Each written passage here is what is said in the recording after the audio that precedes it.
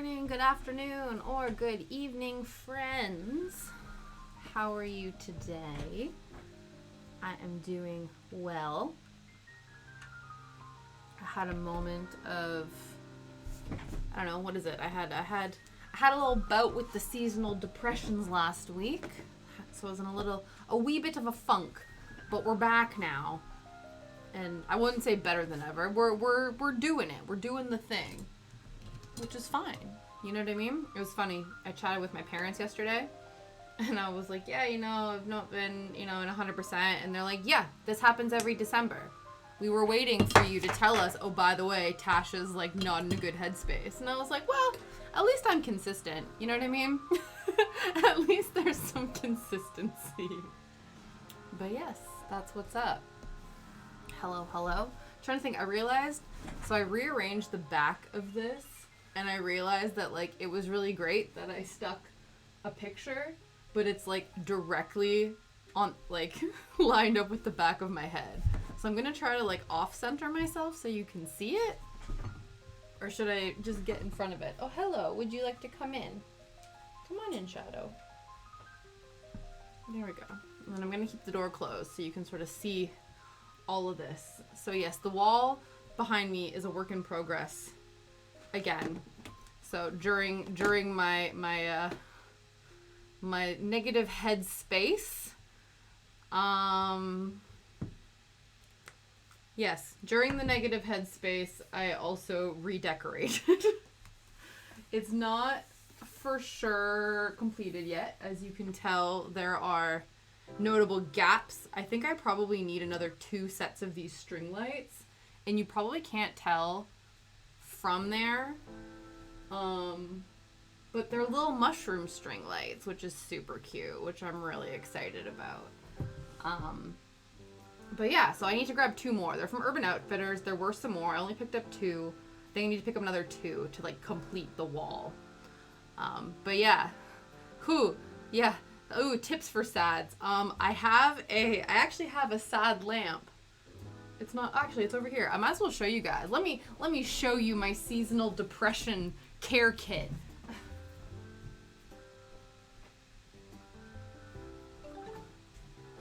It's not really a care kit, let's be honest. But it's, oh my god, Saul, hey. Thanks for the resub, bud. How you doing? Hope everything is well. I'm just about to show you guys my tactical visor. So my aunt got me this because I think she's also somebody who has suffered with seasonal depression as well. And so it's a sad lamp, but instead of having a big ass lamp that just sits on your desk, it's like a visor. So I joke it's like my video game tactical visor. So you put it on and you angle it and then you turn it on and then it hits you with the artificial sun in your eyeballs, and you're meant to wear this for 20 minutes a day, 15-20 minutes, the amount of time that you would need that artificial vitamin D stimulation. There's also a red mode. I'm not entirely sure what the red mode is for, but it kind of makes me look like it makes me look like a video game character kind of. So yeah. But absolutely, yeah. To be fair, it wasn't that bad. It was probably 3-4 days of consistent blues, and then we were on the uptick, but I had some shiz to take care of, just in terms of I don't know, getting shit done. So I figured I'd take the whole week and come back, with some pep in my step, as yes. But yeah, so things are all right.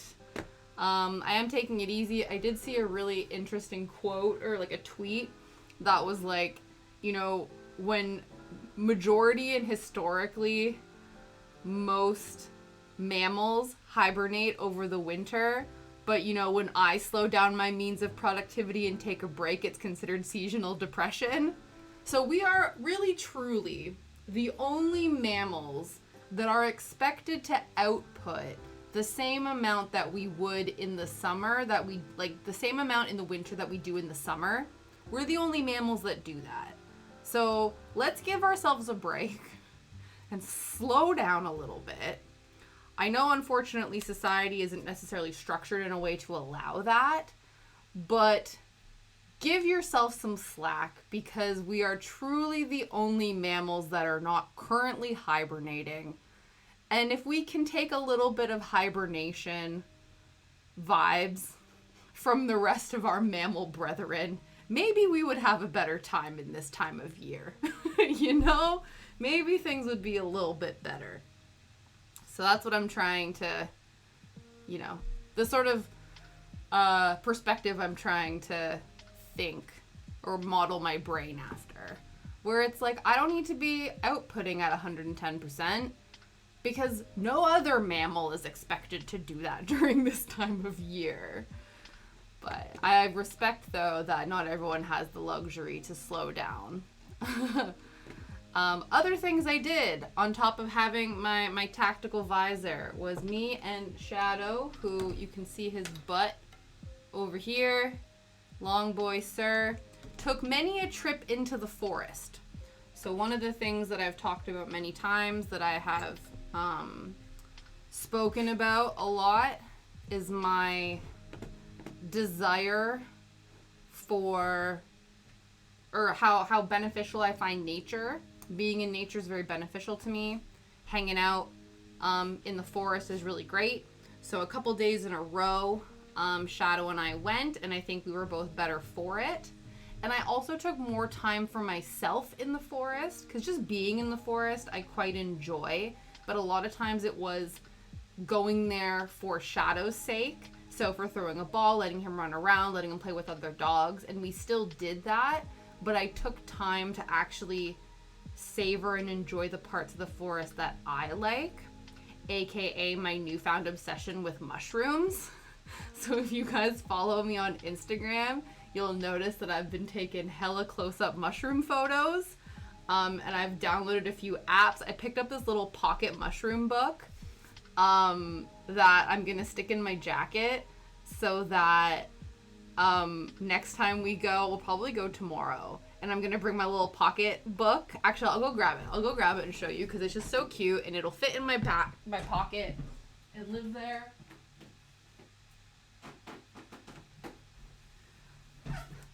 So this is my tiny little mushrooms pocketbook that I picked up at Waterstones last week. And it even has like a checklist of how to use the book. So like you go in and you examine the mushroom, and based on the different features of it, you can then like help find out a way to identify the particular mushroom. And these ones are all UK based, which is really great. I have much room. Though I think now, you know, if this keeps up, I think my phone storage, it'll be a battle between what I have more photos of, Shadow or trees and mushrooms. Because right now it's mostly Shadow, followed by trees, followed by mushrooms. But, like, the tables could turn. But yeah, so I'm excited about this. And this is all UK based, because a lot of the, like, mushroom identification apps that I found, a lot of them I think are based in the US. So there's no sort of guarantee that the ones that you're looking for are actually the ones that are. Poor Liam, yeah.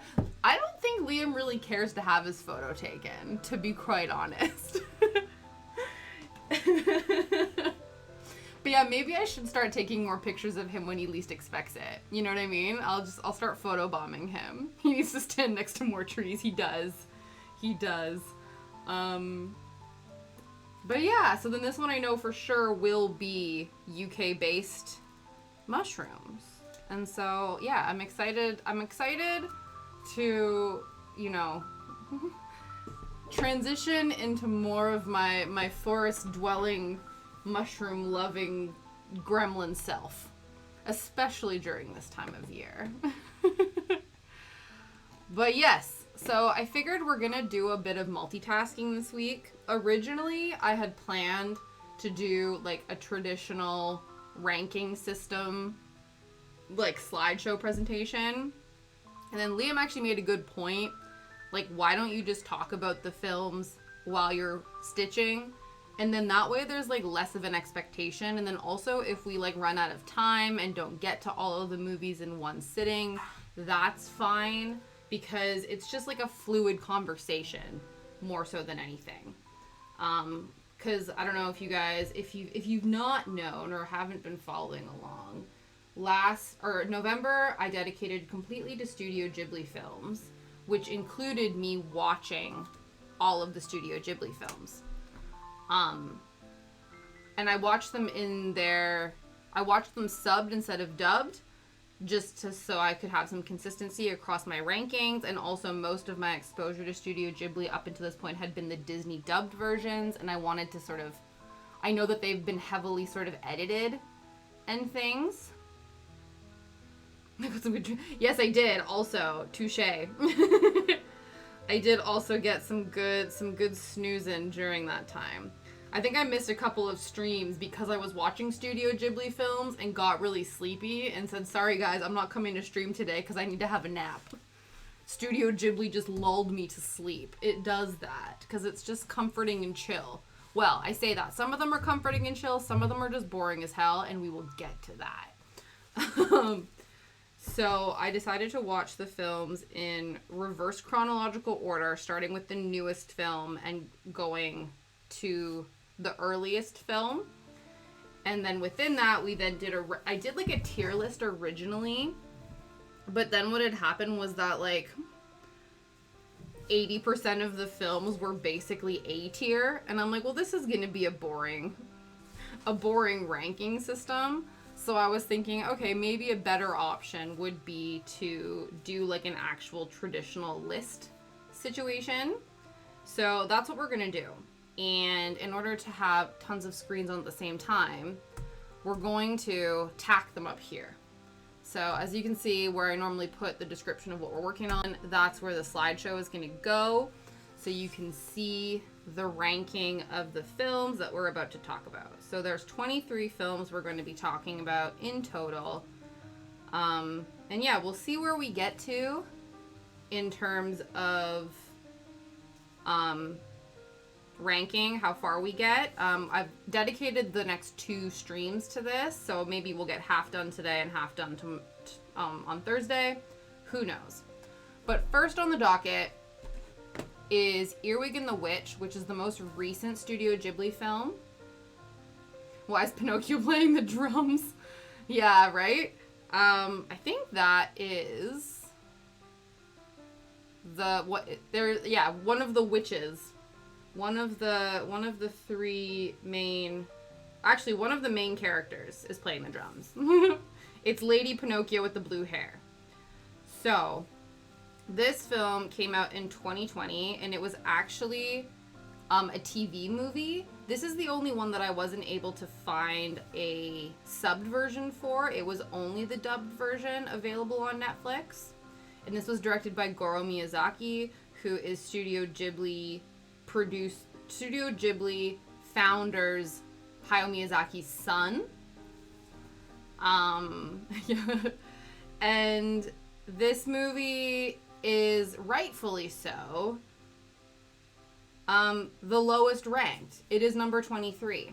And you might think it's because this is the first time Studio Ghibli has done the 3D animation route, and when this news broke that this was happening, everyone got enraged because Studio Ghibli is known for its like beautifully drawn 2D animation films. Yeah, there's not been a Ghibli film in the last 2 years. Currently, Hayao Miyazaki is working on one called How Do You Live?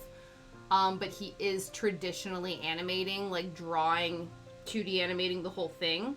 So there's kind of I think 2023 is when it's sort of scheduled to be released, but obviously that's like still TBD, or TBA. So yeah, 2020 is the last iteration or the last Studio Ghibli film released. So yeah, meant to be a TV movie. The 3D animation, everyone got enraged about. And though the animation is trash, this is not the reason I hate this movie. And I use that word very strongly. This was the only film in my tier list that I was like, this is F tier. Like, this is a trash movie. And that is because It feels very rushed and unfinished, and the main characters are incredibly unlikable. So and also too, the poster is completely misleading. Because in this, it looks like little girl ends up in like a witchy cool rock band, but that's like not anywhere near what it is. Basically what happens is there's this child named Earwig who is adopted by, basically it's this child named Earwig who lives in an orphanage and is very bratty and manipulates everyone around her. And she is adopted kind of against her will by this witch family to become the witch's apprentice to the blue-haired Pinocchio drummer.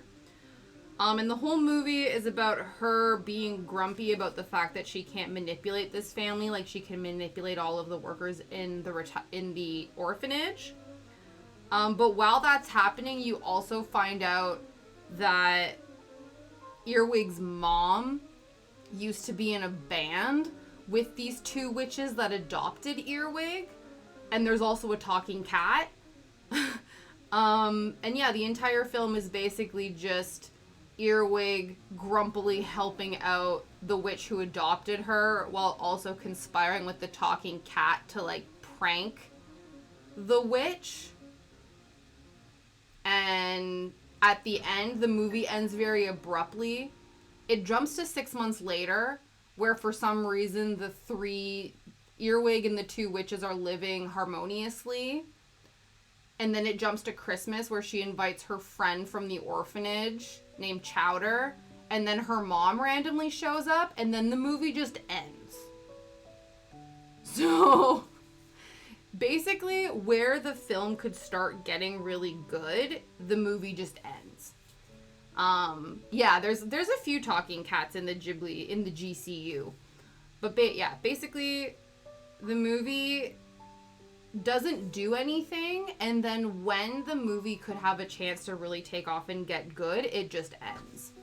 And this movie is actually based off of a book by Diane Wynne Jones, who is the same woman who wrote Howl's Moving Castle, which I've talked about many a times how much I love that film. But in doing my research about this book/film, it turns out that this book was published posthumously, so after Diane Wynne Jones had passed away. So I think there's a bit of speculation that this particular book wasn't as polished and maybe as finished as she would have liked it. Like maybe if she was still alive when the movie was being created or when the book was being published, she might have gone back and like done more with it or things like that. That then would have made it seem a bit more polished. But then I also think, too, that this was a mistake on the part of... I know Goro Miyazaki directed it. Who wrote it? Yeah, the screenwriters for this were Kiko Niwa and Imi Gunji. And I think they had a really big missed opportunity, because what they could have done is taken that story and continued it and, like, grown it and made it bigger and sort of took a lot of artistic license with it, as opposed to maybe adapting it truly for, you know, like play-by-play. Because yeah, the movie kind of just ends very abruptly and the characters are very unlikable, and that is why the movie is trash, and it just so happens that the animation is garbage as well. So do not recommend this film. And I was actually really mad when I watched it. The good thing about this is that the movie is short, because it was a made-for-TV movie originally, so it's not like you're wasting 2 hours of your life and then being like, this movie was trash. It's over quickly. The pain is over quickly. Anyway, moving on. So that was my only, like, bottom ranking film. The next ones are, like, D, and then we sort of move into our C tier. I will warn you, C tier is sort of very muddled, where I could sort of give or take the positions of a lot of these films, but this is sort of the tentative ranking of them. Next one is The Wind Rises, which is directed by Hayao Miyazaki, which came out in 2013. So this was Hayao Miyazaki's most recent directorial adaptation. Yeah, right? This is one of them. And it's funny because I bet the other one was also directed by Goro Miyazaki, and we will get to that one. I feel really bad for him because Hayao Miyazaki is touted as one of like the greatest cinematic filmmakers of all time. And the fact that his son has made 3 films under the Ghibli umbrella and 2 of them are absolutely trash, I feel really bad for him. Yeah. So, yeah, I don't know. I don't know if it's because he's given really shit material or he's just not a very good director or whatever it is, but it's unfortunate. But The Wind Rises, Hayao Miyazaki, wonderful person. I found this movie really boring. So The Wind Rises is actually... Yeah. No, actually, it's about airplanes. So it's actually a fictionalized historical biography about the creator of the Mitsubishi A5M fighter aircraft that was used by Japan in World War II. So the creator of this is Jiro Horikoshi. So he was the designer of this airplane. And so it follows his sort of desire and dream from a young boy into an adult about his fascination with airplanes and his desire to want to create airplanes. But for him, it was all about like art and just the art of flying and the fascination with art, like with flying in airplanes. And then sort of this take on how something that is, you know, so beautiful, the ability for humans to fly, can then be corrupted and used for evil, aka war. But while this is also happening, there's also this like B plot that's based on a true story of another person, Tatsuo Hori, who wrote this novel called The Wind Has Risen, and it's partially autobiographical, and it's about his wife who battles with tuberculosis and how she struggles with that disease. And in this movie, Jiro's wife or girlfriend in this is that plot, which is very sweet. It's like, you know, really nice, but it's quite, yeah, it's a bit of a snooze fest. And I don't know if it's just because I don't have an obsession, like a personal fascination with airplanes. So therefore I wouldn't necessarily want a whole film dedicated to a person who loves airplanes. That might be part of it. Yeah, this was one of the ones that definitely made me fall asleep, not for the peaceful, wonderful vibes, just purely for the boredom factor. Which is a shame. It was interesting too, because I was reading trivia about the fact that Hayao Miyazaki originally was going to make a sequel to Ponyo, but instead, I think the like main producer or like the main person at Studio Ghibli, I don't know if he's the main producer or I can't remember, but so basically somebody convinced him not to do a sequel to Ponyo, but he should do this movie instead. And I low-key wish he made a sequel to Ponyo instead. Like movies that are set on boats, trains, and planes. Yeah. Yeah, exactly. Oh, trust me. I don't know if we'll get to it, but one of my like top 5 takes place surrounding planes, and it's much more engaging and interesting than this one.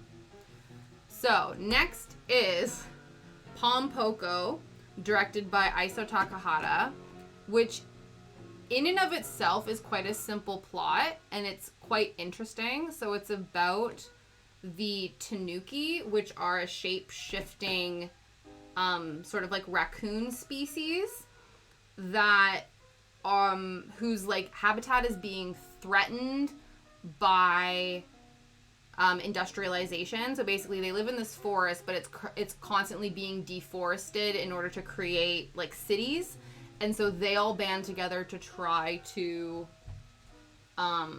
basically stop industrialization and the deforestation of their home. So that one is interesting in concept. It's about sort of like traditional, it's kind of like traditional folklore spirits, which is really cool. It has some really interesting, funny moments, but the movie itself is just too long. it's 119 minutes, and I feel like it didn't need to be as long as it was. So, but I did enjoy the sort of fun, quirky elements of it. But yeah, there was just too much of the same thing. Like, you could distill the plot into, you know, Tanuki shapeshifters fight back against the humans as they try to, you know, basically tear down their forest to build a city. But then it's really long. Okay, reminds you of Kid About Koala. Interesting. I think I did also have... So I did write some facts down about some of these films. What was this one? Yeah, so sorry, they're shape-shifting Japanese raccoon dogs, tanukis. And then they're a type of Japanese folklore creature similar to the kitsune, which are shape-shifting foxes. Ooh. But the shape-shifting foxes are sort of touted in Japanese folklore as being more like shapeshifters and a bit more like mischievous and malevolent with their shape-shifting. They use their shape-shifting sort of like, I guess, not for like evilness, but more for like mischievousness. Whereas like tanuki are very fun-loving and food-driven, so they're kind of not very manipulative because they're just sort of like lovable goofballs who love food too much. So they kind of don't have the disposition to be as like mischievous as their fox shape-shifting counterparts. I think it was The Adventures of Blinky Bill. Oh, interesting. Let me look that up. Adventures of Blinky Bill.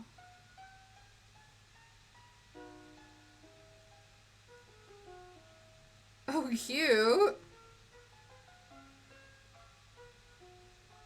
Yeah. This one looks very wholesome. One of the main traits of the tanuki, which I don't know if it was something that I think they actually changed. Go away. Environmental issues. Okay, yeah, definitely. That makes a lot of sense. The thing with this one is one of the things that tanuki are really well known for is they're depicted as having prominent scrotums that are frequently used with their shape-shifting. So there's a lot of scenes in the film while with the tanuki that are like shape-shifting that part of their body to like turn them into trampolines or to turn them into sacks to like hold valuables for them to like go on adventures and stuff like that. So that's a little bit interesting. It's funny because the English dub refers to them as raccoon pouches, but like it's fully the balls. It's fully the balls.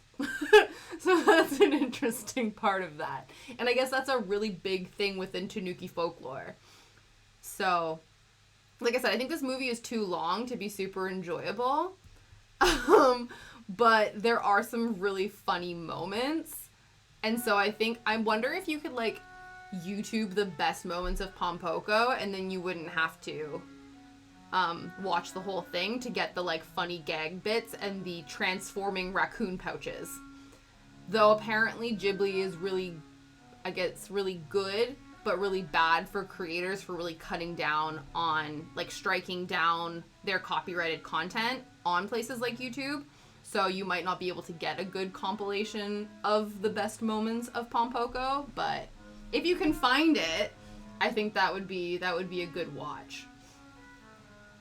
So, next is, again, the other garbage Goro Miyazaki film, Tales from Earthsea, which is an adaptation of Ursula K. Le Guin's Earthsea series, which is like a beloved fantasy series. Like this is a really, like it's one of those ones that's very, like touted as very aspirational or very influential in the sort of fantasy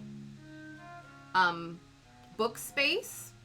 It's like up there with like Tolkien in terms of like the cultural impact that it had. But yeah, basically what had happened was Hayao Miyazaki has wanted to adapt these films for a very long time. And Ursula Le Guin, the author, had been infamous for striking down people who want, like, basically not relinquishing the rights for her books to be made into film, because she was very wary about people adapting her work. But then what had happened was, I think she saw My Neighbor Totoro, and then was like, okay, oh no, it's when Miyazaki won an Oscar for Spirited Away, that she was like, okay, I think if anyone's going to adapt my work, I trust you to do it. So she said yes to Studio Ghibli having the rights to the film adaptation. But then what happened was Miyazaki was busy making Howl's Moving Castle at the time. And so what had happened was Toshio Suzuki, who is the main producer under the Studio Ghibli umbrella, thought that it would be a good idea to tap Goro Miyazaki, Hayao Miyazaki's son, to direct this film.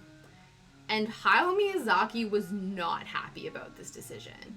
He didn't think that his son was ready. He didn't think that his son was capable of making this film. And in fact, he was really disappointed with the final result. And so was the author, Ursula Le Guin. Yeah.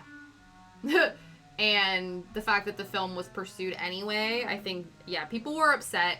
And rightfully so. And even they have a quote from the author being like, you made an interesting film, but it has nothing to do with my stories. They're just my characters in a weird way.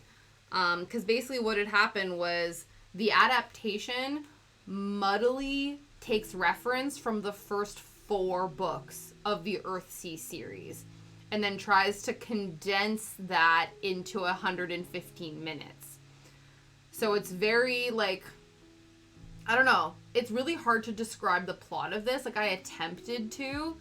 So there's this young prince who is driven by fear and anger, who meets this archmage who's trying to figure out why the magical balance of the world is out of whack.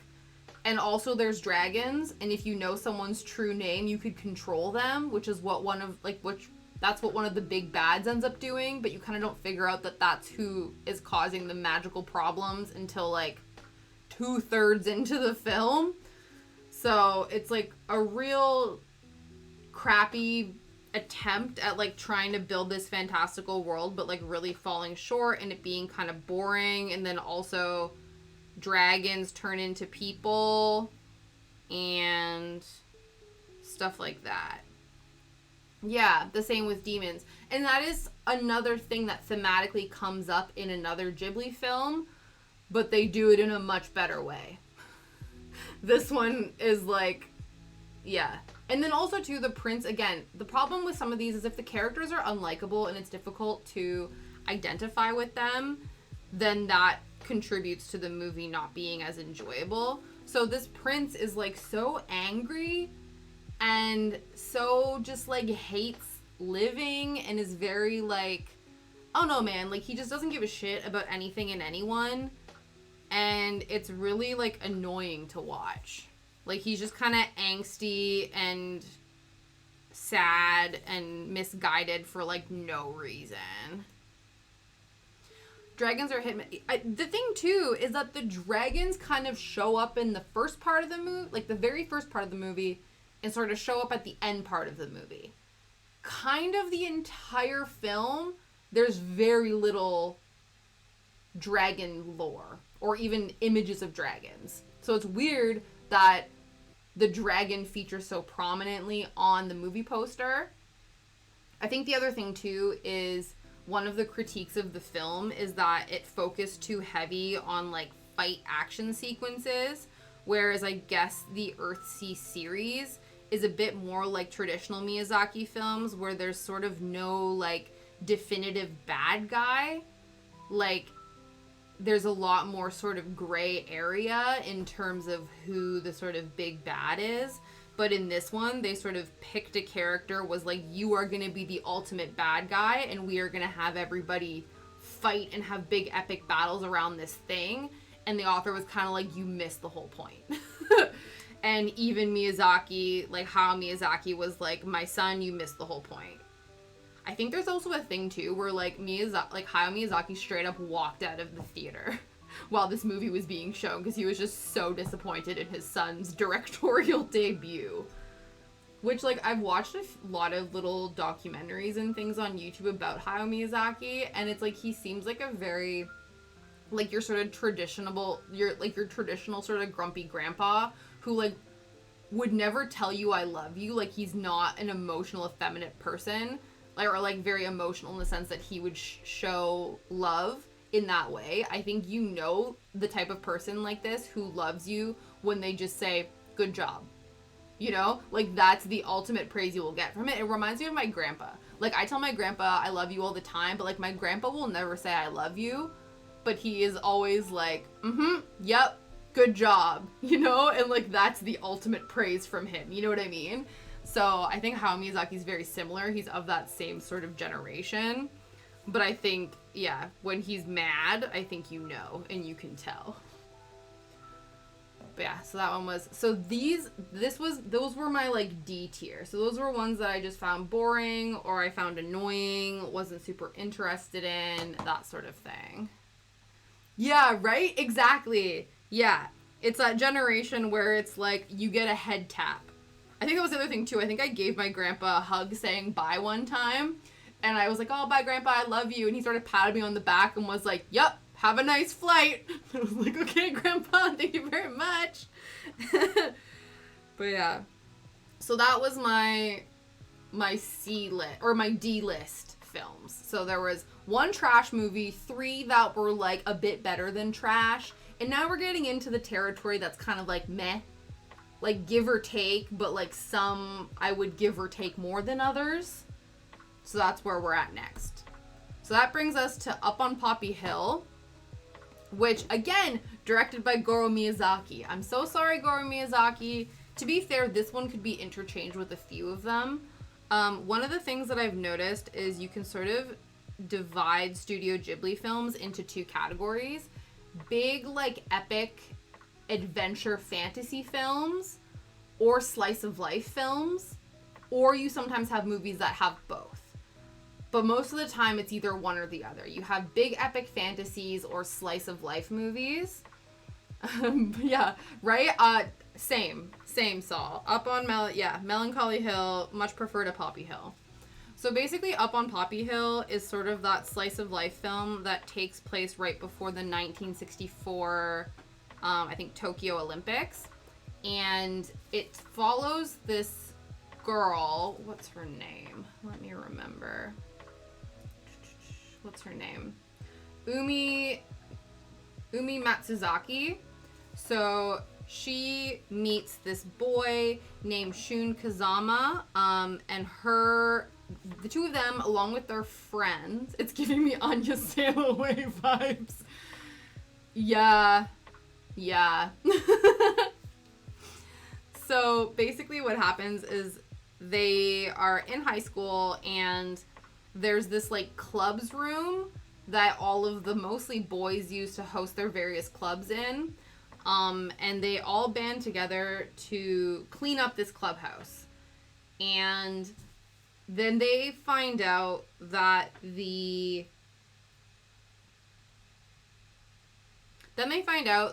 like, I don't know, the manager of the school, the person who's in charge, the headmaster of the school, is thinking about demolishing this clubhouse to create a building for the Olympics, or it's like a thing where it's like, this is a trash building, so we're going to knock it down because we want people coming in for the Olympics to see how beautiful and wonderful this place is.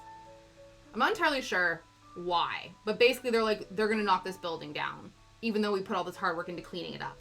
So these 2 characters, I keep forgetting their names because they're not really that interesting. Umi and Shun decide to go with their friend to Tokyo to basically tell this guy, please come to the school and look at this clubhouse. We've worked really hard at making it amazing looking and cleaned it up.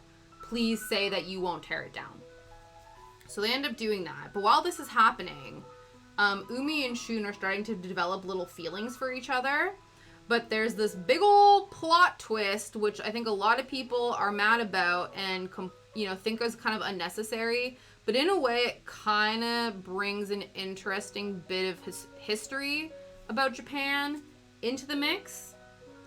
And basically what happens is Shun goes over to Umi's house, and she's showing him a photo of her dad who's deceased, who was killed during the Korean War because he was a ship that would carry goods through the channels, and it got bombed during the Korean War, so he passed away.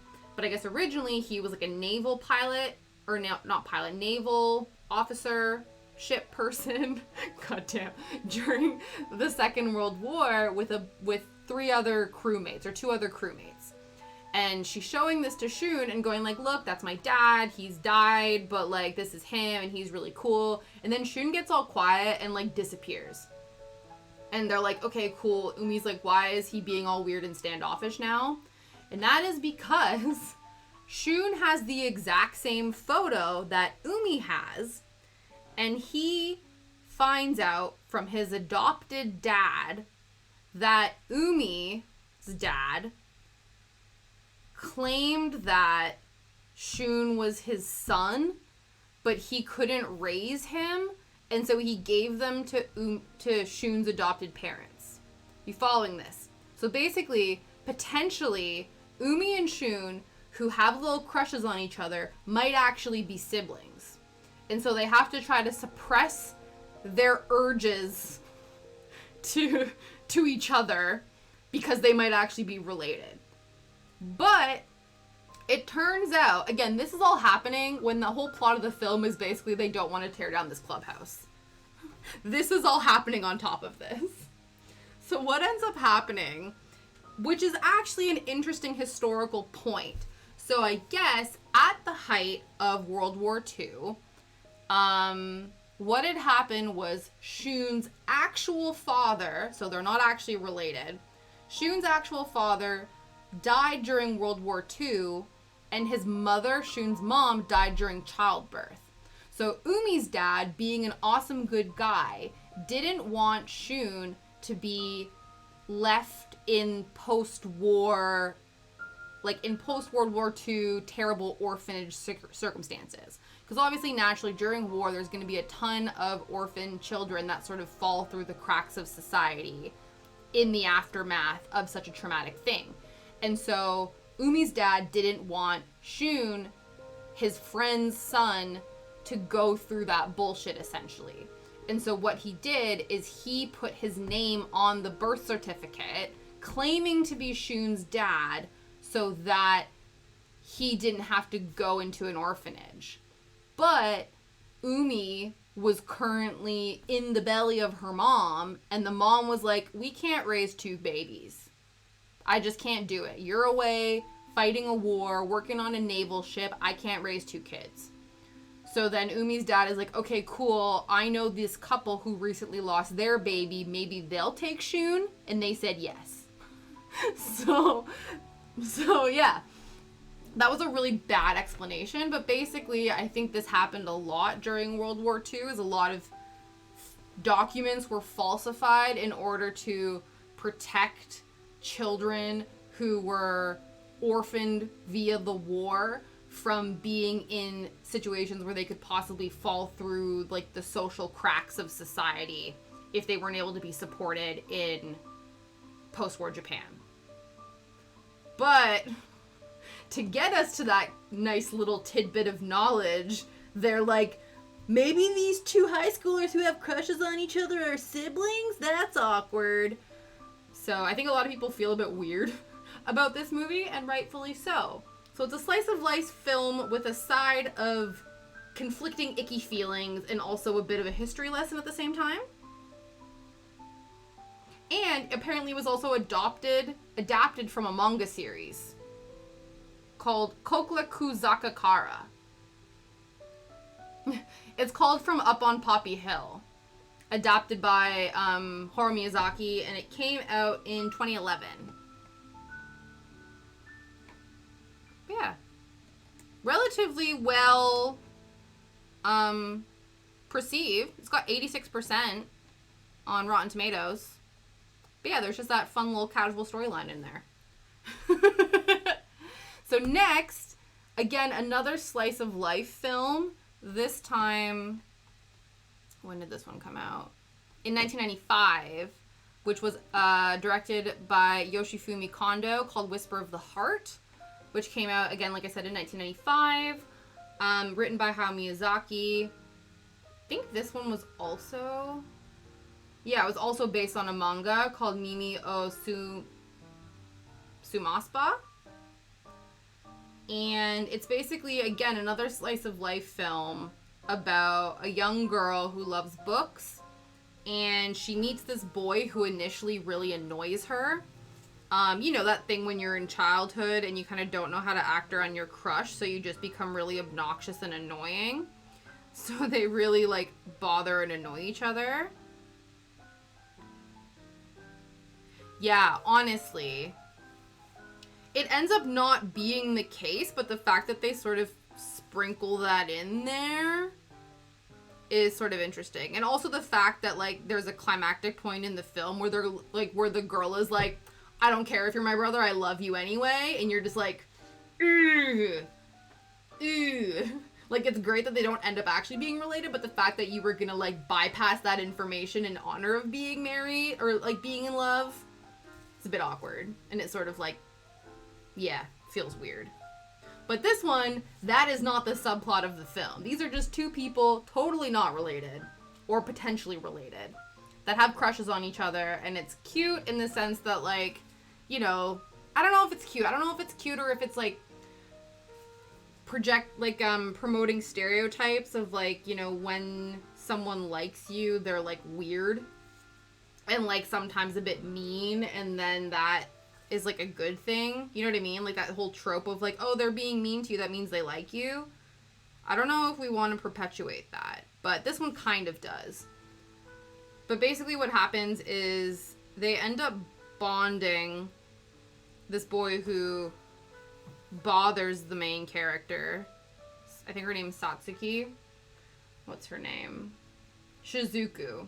So Shizuku and Seiji. So Shizuku loves books, and she finds out that, or she notices in all of her library books that there's a boy who keeps, oh, 1000%. 1000%. But yeah, so, and then there's this boy who keeps signing out all of the books that she's interested in. And so she starts sort of fantasizing and has a very, like, interesting imagination about who this magical boy who likes all the same books she does is. But it turns out it's this annoying boy in her class that bothers her. But then they end up kind of becoming friends, and she finds out that he wants to become, what's the term? A master luthier, which is a violin maker. So he's really passionate about making violins and wants to go on, like, an internship in Italy to become a master violin maker to see if he, like, has what it takes. And this is instead of going to high school. Right now they're all in middle school and they're trying to figure out what they want to do with their lives. And of course everyone thinks naturally you go to high school. But he's like, I don't want to go to high school. I want to go to Italy to become a master luthier. And he's telling this to Shizuku. And she's like, wow, that's so amazing that you are so passionate about something. I've never been this passionate about anything other than books. She kind of feels like she's falling behind and kind of doesn't know what she wants to do with her life.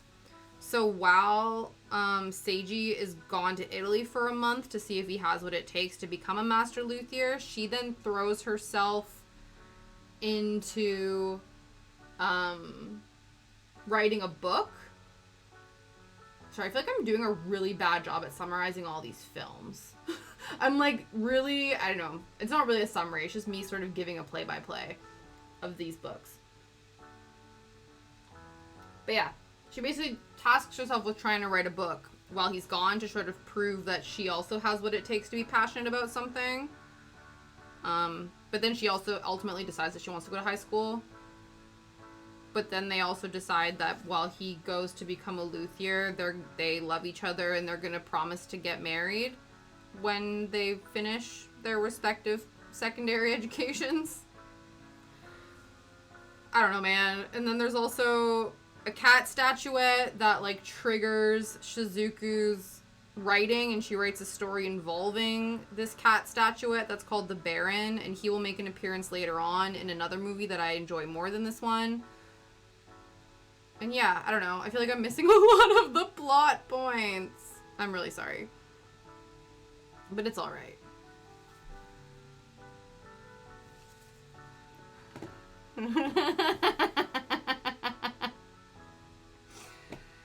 That movie I didn't fall asleep to. It just made me angry. I fell asleep in the during the plane one. That's the one that made me fall asleep.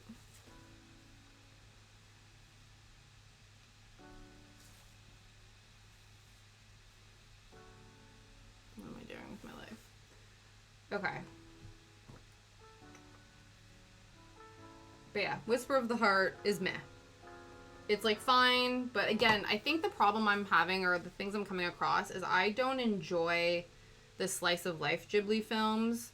I want them to have sort of a fantastical element to them, or else I'm kind of, like, meh about it.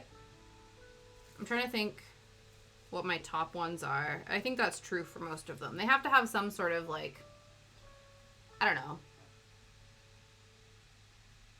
I have to, yeah. I don't know. That's what I mean. Like, I feel like these movies are meh, so I don't have, like, a whole lot to say about them.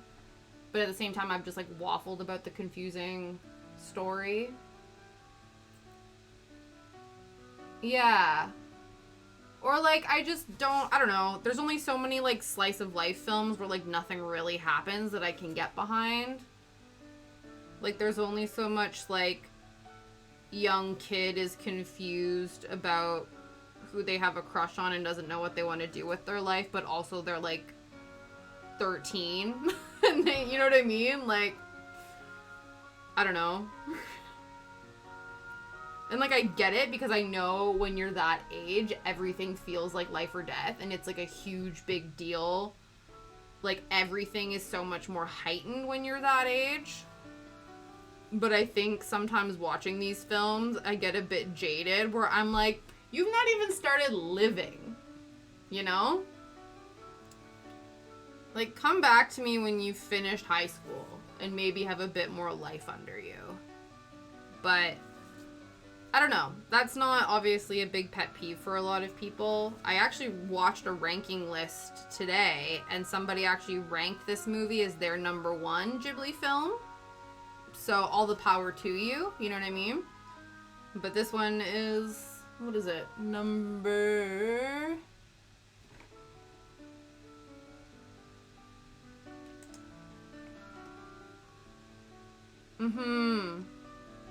Yeah. They probably wear glasses a lot. Yeah, what was this? What did I rate this? Number 18. So, yeah. Yeah. And again, so basically this one, Up on Poppy Hill, and then this one here, Ocean Waves. Yeah, I thought that was interesting. I love how, you know, you said, like, incest, and that didn't get blocked, but turd gets blocked. But, yeah. That's the thing. So basically with these films, is these are three sort of slice of life crush movies, where there's sort of, like, unrequited love, or, like, sort of, and I get that, you know, there's, like, the butterflies of, like, having your first crush, and, like, you know, that sort of thing, and I get that, like, childhood adolescence, and that, you know, like, everything kind of feels like a really big deal, and there's, like, those butterflies, and it feels really sort of massive in terms of the weight of what's going on in your life. Yeah. Honestly, that was sort of what was happening. But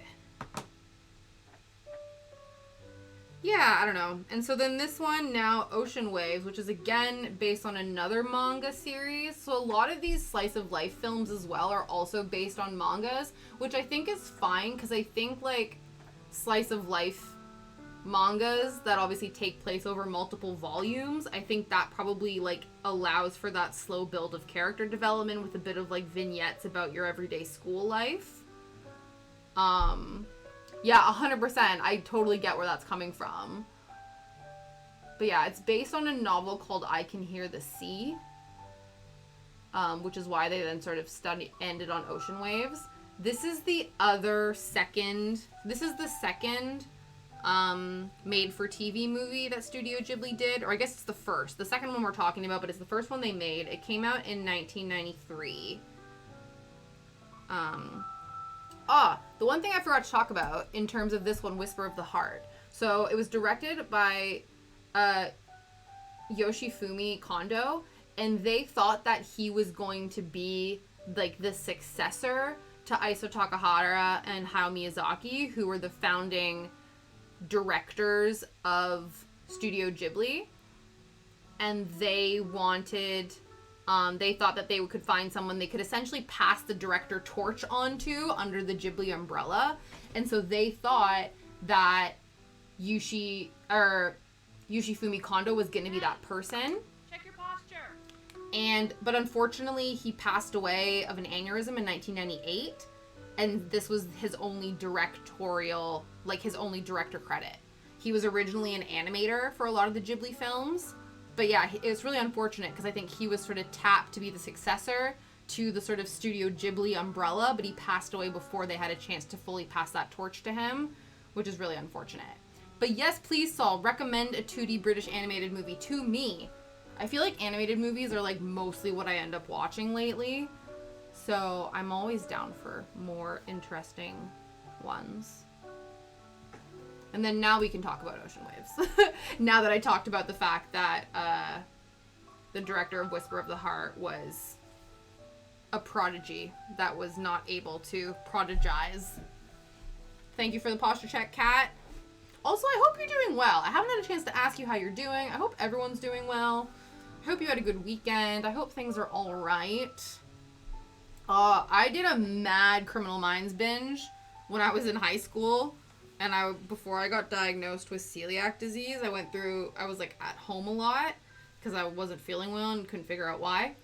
And that was like one of the things that was on pretty much any time of the day. There was a Criminal Minds episode or a CSI episode. And so I ended up watching a lot of that.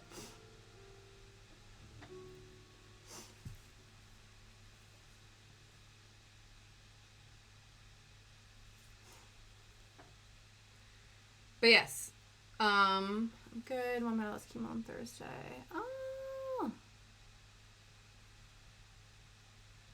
All the fingers and toes crossed that the final biopsy is all good news. That's amazing though that she's done her last chemo. Yeah, all the fingers and toes crossed for you. When the wind blows.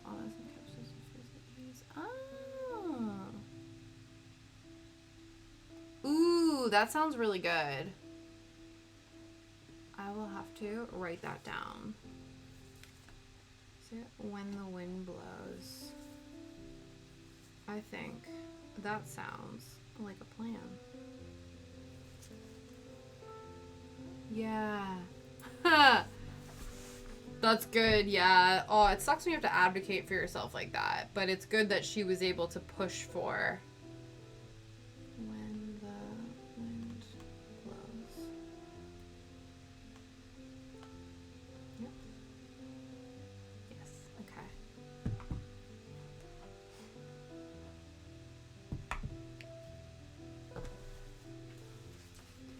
So yes, Ocean Waves, 1993. This was the only other made-for-TV movie that they did. It was directed by Tomomi Mochizuki, and it's the shortest. I think Earwig might be shorter than this one, but it's the only Ghibli film to not have an English dub, because I don't think it was actually traditionally released in any sort of American, like North American capacity. It was just a TV movie that Studio Ghibli produced or directed. And their whole thing was that they didn't want, or the whole thing was that they wanted the opportunity to test some of their younger, like, writer, directors, people. What is it? Yeah, just younger Ghibli staff members. It was created by them. And the whole thing was that they wanted it to be quickly, cheaply. What is it? The motto was quickly, cheaply, and with quality. That was their whole shtick, to sort of test the younger Ghibli staff. But it ended up being over budget and over schedule. Yeah, no problem. Hi, Ninde! How are you doing? But yeah, this one is, like, as melodramatic as you could get. Like, a slice of life boy has a crush on a girl, but it's, like, kind of awkward and weird. The whole crux of it is that the main male character, what's his name? Taku Murasaki.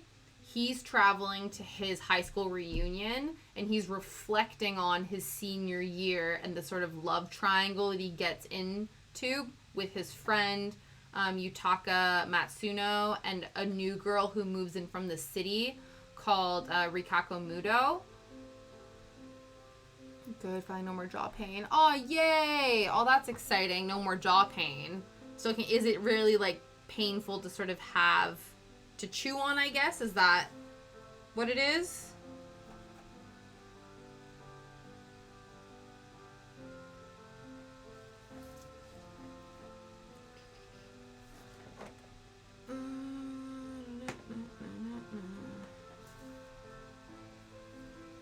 Yeah, just sort of eat. That's fair. That's good, though, that you have no more pain. And then I would assume that the soreness will eventually dissipate. Like the soreness from eating.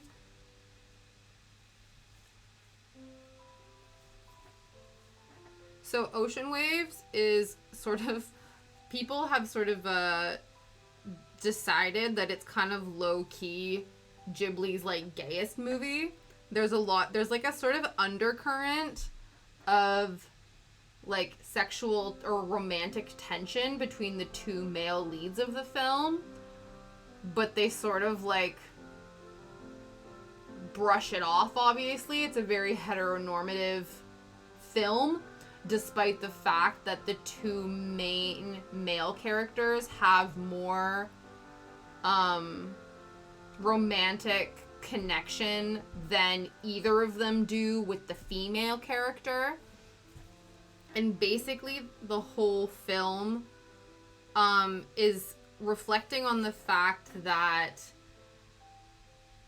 Taku, the main character, his best friend has a crush on this girl, Rikako, but the entire time this girl is sort of, like, getting Taku involved in all her business.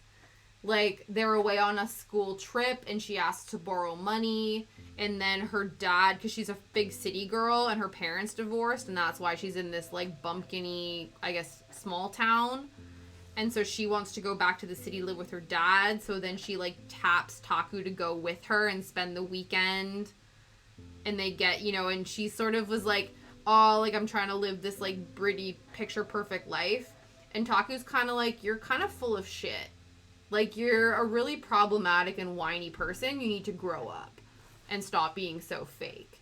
And then she, like, takes a lot of offense, and she's, like, very pouty and whatever. But he doesn't... It's, like, this weird thing where, again, it's that thing where if I'm being mean to you, I like you sort of thing. Which is weird. And then at one point, him and his friend, Taku, and his buddy get into a fight. And his buddy is like, why aren't you pursuing a relationship with this girl? Just because I like her doesn't mean that you shouldn't do that. Which is weird. And then he sort of eventually realizes, like, Taku realizes he's been in love with this girl the whole time, despite the fact that, like, they had no chemistry, and all she's ever done is, like, be mean and weird to him. So it's this weird melodramatic thing with a lot of like emotional sort of just like tension hanging in the air, but like for what, you know?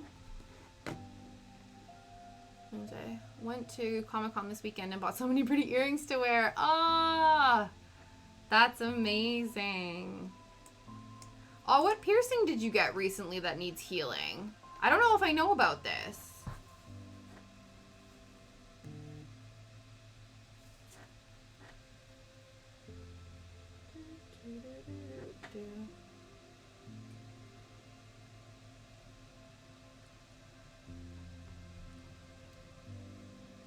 Alright, so that is Ocean Waves. What's next? Oops. The next is the longest film in Studio Ghibli history. So this one was made in 2013, and it's called The Tale of Princess Kaguya, directed by Isao Takahata, who is Hayao Miyazaki's Ghibli counterpart. So it's usually the two of them were the ones who founded the company and are like the directors. Ooh. I think I had to watch it in 2 installments. But it was really interesting. My lobes I have. Oh, you have stretched ears. Oh, okay. Gotcha. Oh, that's cool. So this one's visually stunning. It's based on a tale. I think so. Just because it's visually the most sort of beautiful Ghibli film, and there's really interesting moments in it. It's based on the tale of the bamboo cutter, and it's considered to be the oldest surviving monogatari, which is like a fictional prose narrative in Japanese culture. It kind of takes a bit of a zany turn. Basically, the whole plot is a princess who is born from a bamboo shoot, grows up to be pursued by multiple suitors, and she gives all the suitors an impossible task to win her hand in marriage, and they all fail. But leading up to the point where she's old enough to attract these suitors, it sort of shows her living and existing in her like small village town. But then as she gets older and she ages really quickly, she then like increases in the ranks of like nobility or something, and then her family then moves to this big bougie mansion essentially away from all of her friends, and then that's when she becomes the most beautiful person in the land, and all these suitors sort of come to her. But a spoiler alert, apparently she's actually from the moon, and what happens is, based on, I guess, this story, she was somebody from a spirit or somebody from the moon who I think did something wrong on the moon and was cast down into Earth.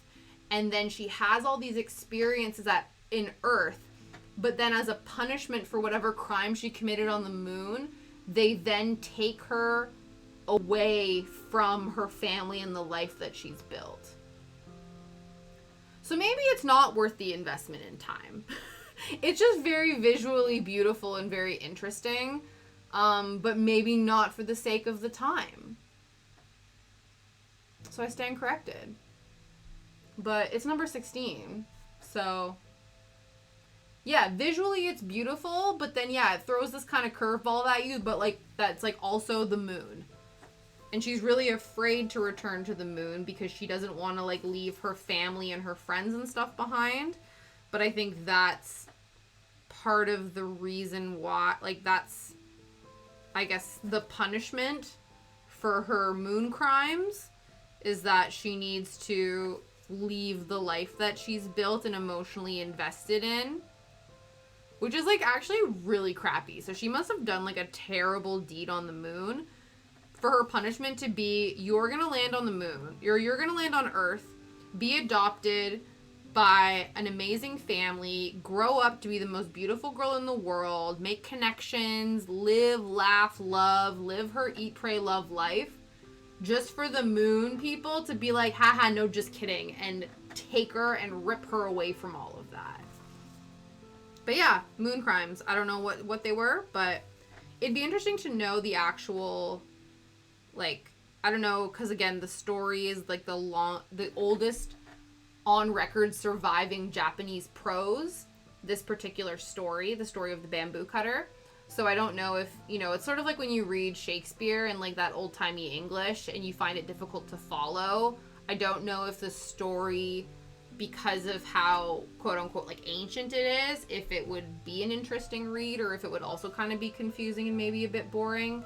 But I'd be interested to know if the actual story is like literally this, or if this is a bit more of like an adaptation.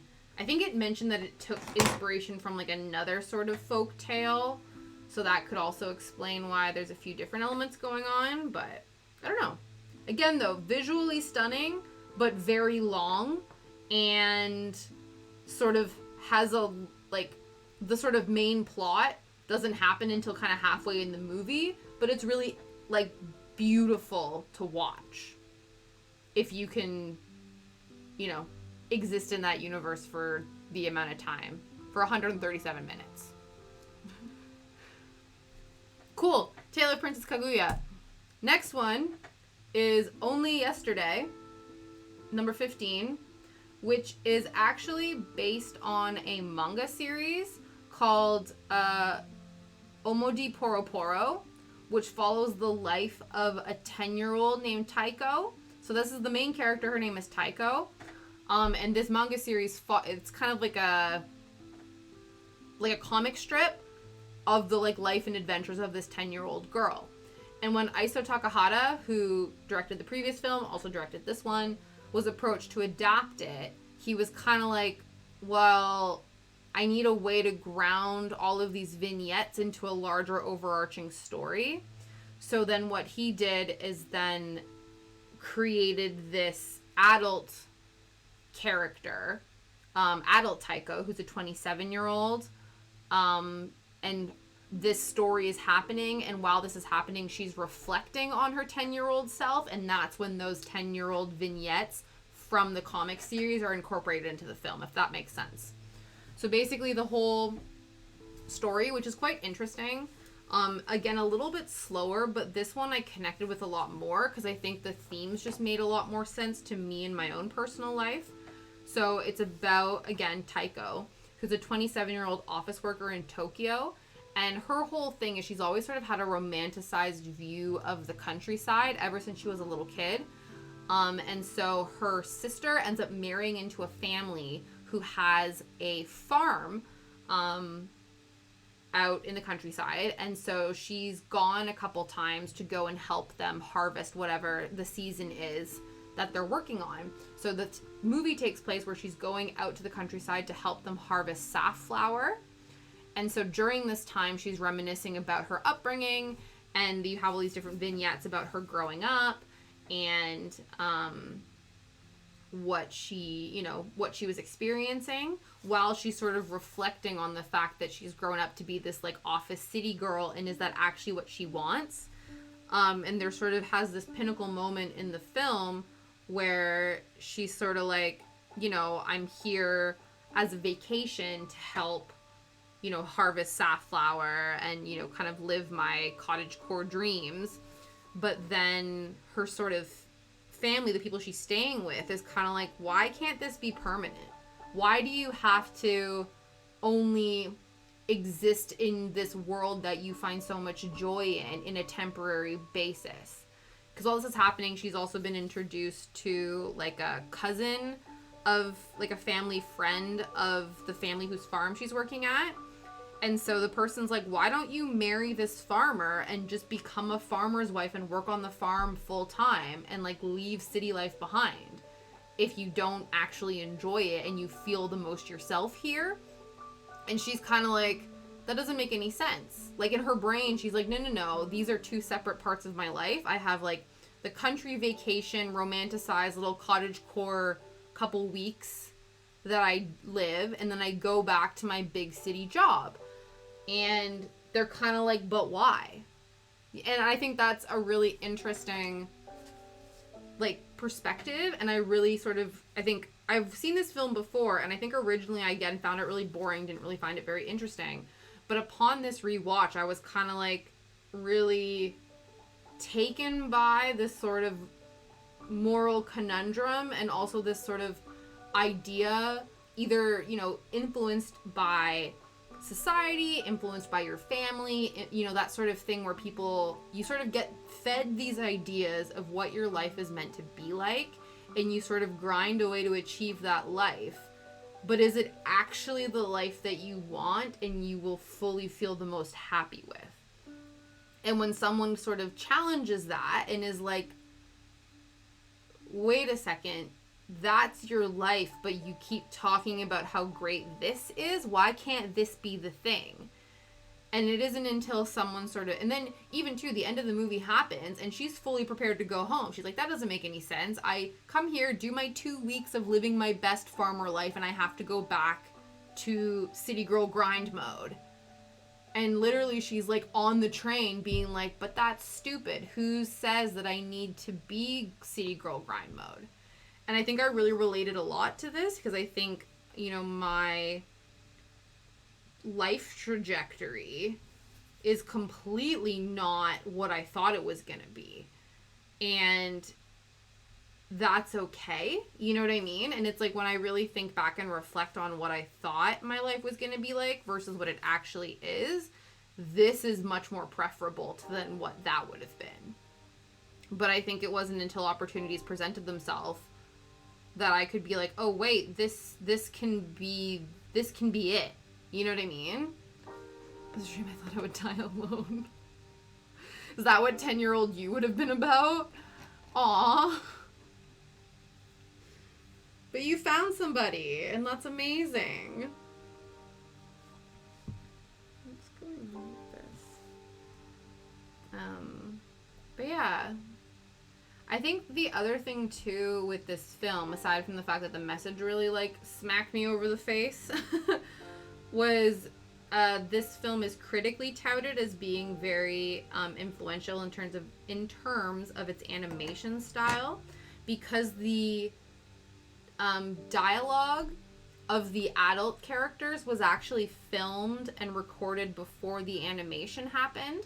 So the animation of the adult characters is actually the most realistic for most sort of 2D animation, because the artists and animators could actually reference the video of the actors actually speaking their roles.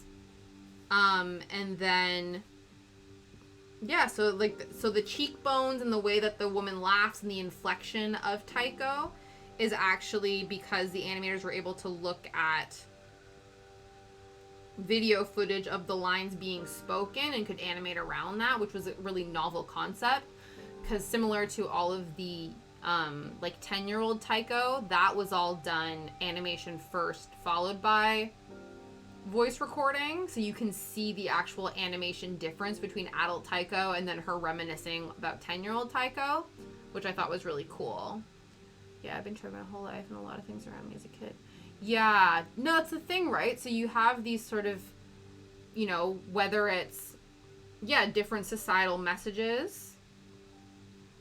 And then, yeah, at least at some point, whether or not it's someone else brings it up to you, or you get to a point where you sort of think and, like, just think critically about the messages that you've been told your whole life, and you go, wait a second, that actually is bullshit.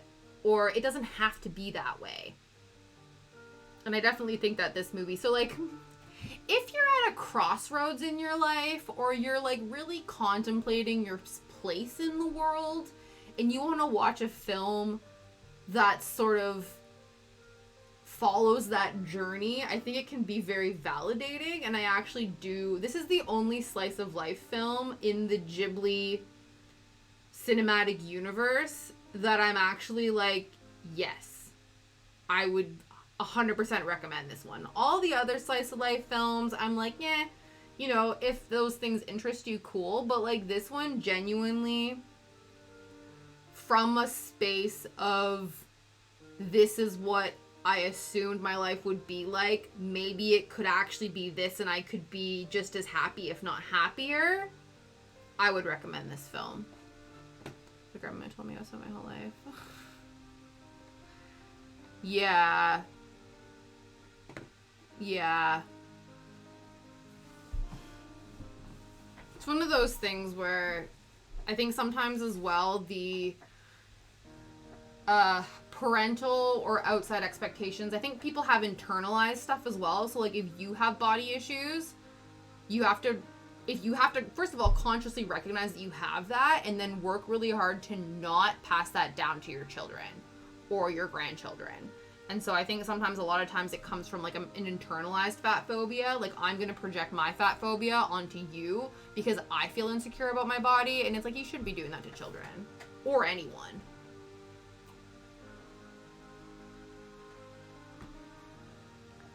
But yeah, let me see, is there any other tidbits I could share? Oh yeah, I thought this was interesting. So, Disney, so the English dub of this one is actually a British dub. I can't remember who has the original rights to it. But Disney actually refused to release this film in the US because there's an entire vignette about all of the girls learning about periods, and because it talks about periods, and Disney thought that that was, I guess, too adult to release as like a children's film, so they actually refused to distribute it in the US. And because earlier films were subjected to a lot of cuts, and there were now clauses in the Studio Ghibli Disney contract that Disney could not make any edits to the original Ghibli films, they then couldn't cut that part out to then release it. So yeah, they just straight up didn't release the distribution rights. Or they just didn't release it in the US because there's a whole vignette about periods. And for me, I thought, again, that was another really good thing about this film, because I think a lot of times menstruation and periods are very like mystified.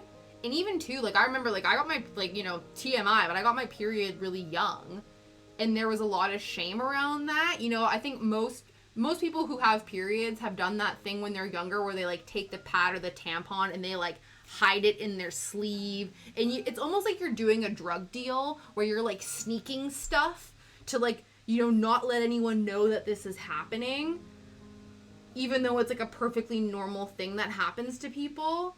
But I guess what happens is it's like, you think, first of all, blood is gross, then you have to think about like, you know, vaginas, and maybe that's gross when you're like a prepubescent boy who doesn't understand, you know, and like there's a lot of shame associated with that.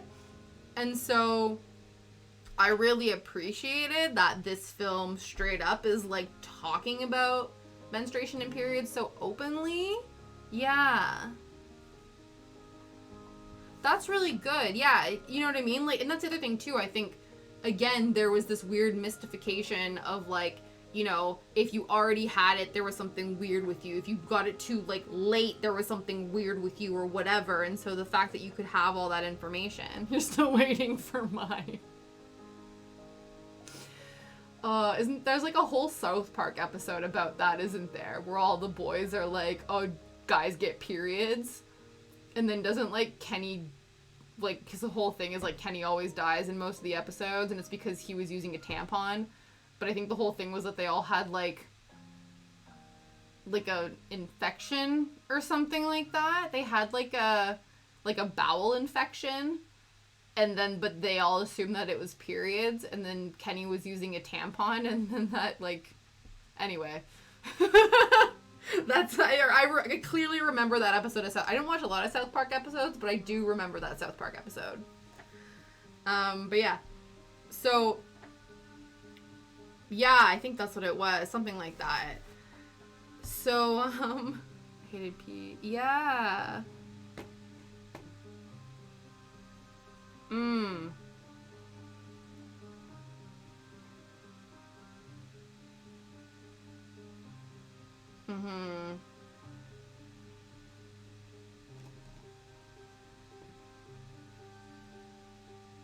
Kudos to you, Nungdae, for asking your mom. I remember actually, so again, because this movie is very much about this, but not about this specifically, but I remember somebody asked me, I think it was like a friend in my class, I think I was in the 2nd grade, and this girl asked me if I wore a bra, and I was like, no, and then I remember asking my mom, I was like, am I supposed to be wearing a bra? And she was like, well, do you want one? Do you think you need to be? And I'm like, I don't know. You're the mom. You tell me. Like, what? I'm not sure. Like, it was just this weird thing where somebody kind of brought it up to me, like, oh, well, you obviously wear a bra. And I was kind of like, in the 2nd grade, being like, I don't know. And then my mom was like, well, do you want one? And I was like, I don't know. You're the one who's been a female longer. You tell me. But yeah, I remember that being a really awkward conversation. Yeah. I think that's what it was, like, because again, like, a lot of those things happened a bit earlier for me. And again, I was also very embarrassed. Because again, there's a lot of shame about women's bodies that is projected, and so it was quite nice that this film was dispelling some of those myths. The other thing with this one, again, because Disney refused to release it, it took 25 years to make an English dub of this movie, and a bunch of the main cast who did the voices of the English dub weren't even alive during its initial release in 1991. So Daisy Ridley, most famously known as Rey in the Star Wars series, this was her, like, debut voice acting role. And so she did the voice dub of the adult Tycho, and she was born in 1992, so she actually wasn't born yet during the actual release of this film, which I thought was an interesting tidbit. And I think Dev Patel plays the male love interest. He's the voice actor for that one, and he was, like, 1.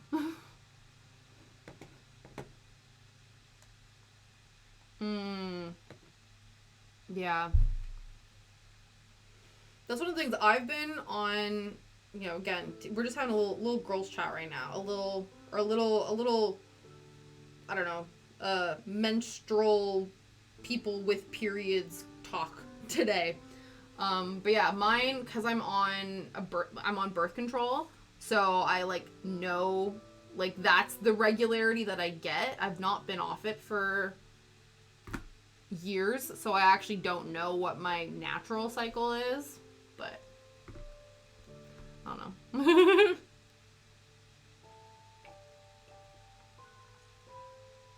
Again, though, hormones can be crazy, and hormones are impacted by so many different things. You know, there's, like, diet, there's health problems, there's, like, not problems, but, like, health things, there's weight. You know, all of those things are different factors that then, yeah. And again, that's what happens with a lot of people as well. The, like, artificial hormones then fuck up your real hormones, and that can cause a whole host of issues. That happened, like, again, with my friend. There's certain ones, and also, too, if you have migraines, there's certain ones you shouldn't be taking, because that can cause, like, blood clots and all this kind of stuff. It's, like, really, it's a bit of a minefield. The uterus health stuff. Sorry, the year I had one. Jeez, that's, like, my worst nightmare day. That is my worst nightmare. Are you kidding me? Oh, all the power to you for getting through that.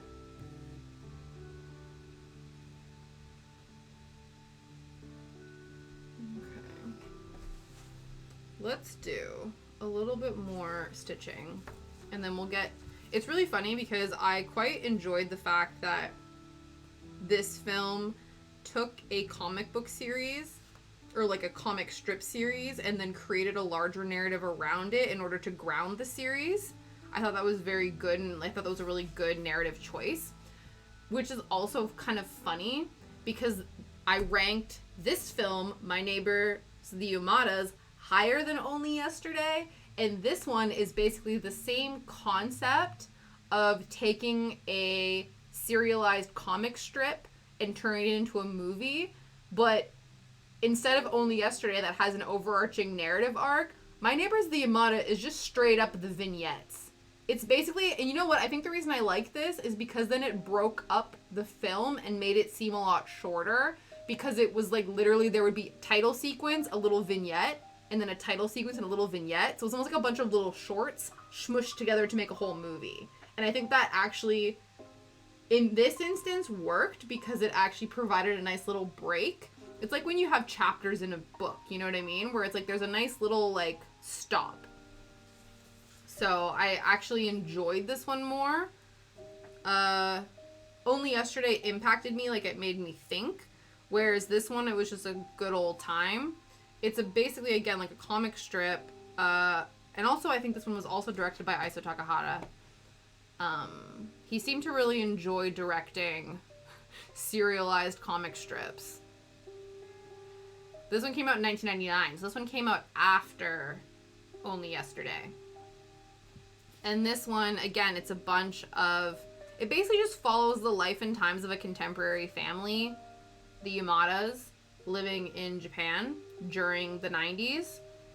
And yeah, like it's just... there's a bunch of really funny stories. There's this one whole vignette about how the family's at the mall and they accidentally leave the youngest child at the mall, and it's just a little like thing of them freaking out trying to get back to get her, and her just like going on a little adventure by herself with not a care in the world. There's another one. A lot of them explore sort of like the dynamic and maybe the like sexist stereotypes between the mother and the father characters, and sort of the expectations of the sort of hierarchical family structure in that time period. But yeah, there's a lot of humor, and I really enjoyed the fact that there's all these little vignettes, so there's different ones, and it follows little things like family moments. There's a grandma that lives with them, and so there's like her interactions. There's a brother character, so it goes through him like getting his first little girlfriend as a kid.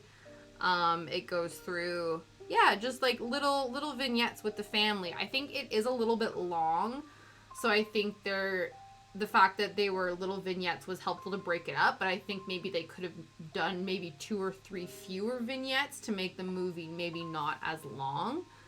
But this was sort of, I think so far, the most humorous Ghibli film in my eyes.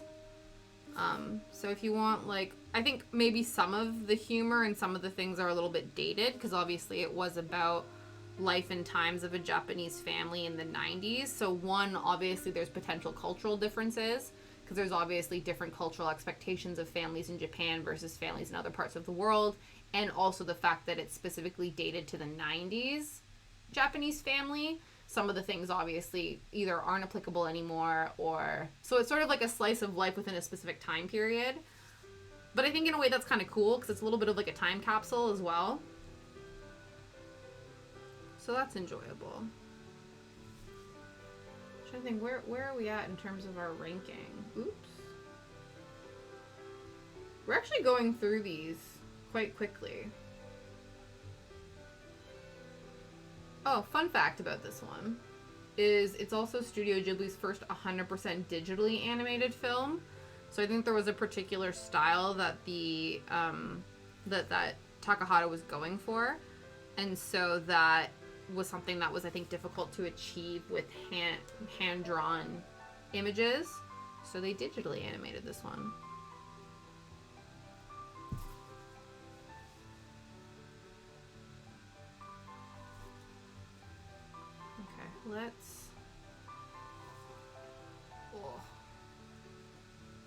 Let's get a few more stitches done before we keep going.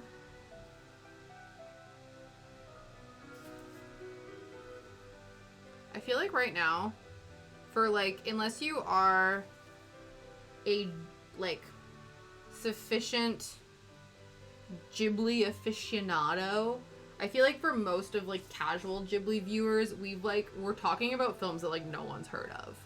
Maybe they've heard of The Wind Rises if they've like followed Hayao Miyazaki, and maybe, you know, Tales from Earthsea because it's touted among the internet as being like the worst Ghibli film. But I think in terms of like ones that people have seen, I think we've not introduced we've not talked about any of those ones yet. We're still doing sort of like the lesser known sort of B-sides of the Ghibli cinematic universe. But I think that's good. Like, I think that's why I was so interested. And yeah, I've not heard of any of these. Right? Exactly. And I think that's the other thing that I enjoy about doing these sort of like film challenges, is then it exposes you to things. Like, I would have never seen some of these films unless I decided to strategically sit down and watch them all. And I ended up finding ones that I think I would genuinely watch again. Maybe not any of these ones, but maybe only yesterday. I think so far, I don't know. Yeah, many really mottos. I think, as of right, I think from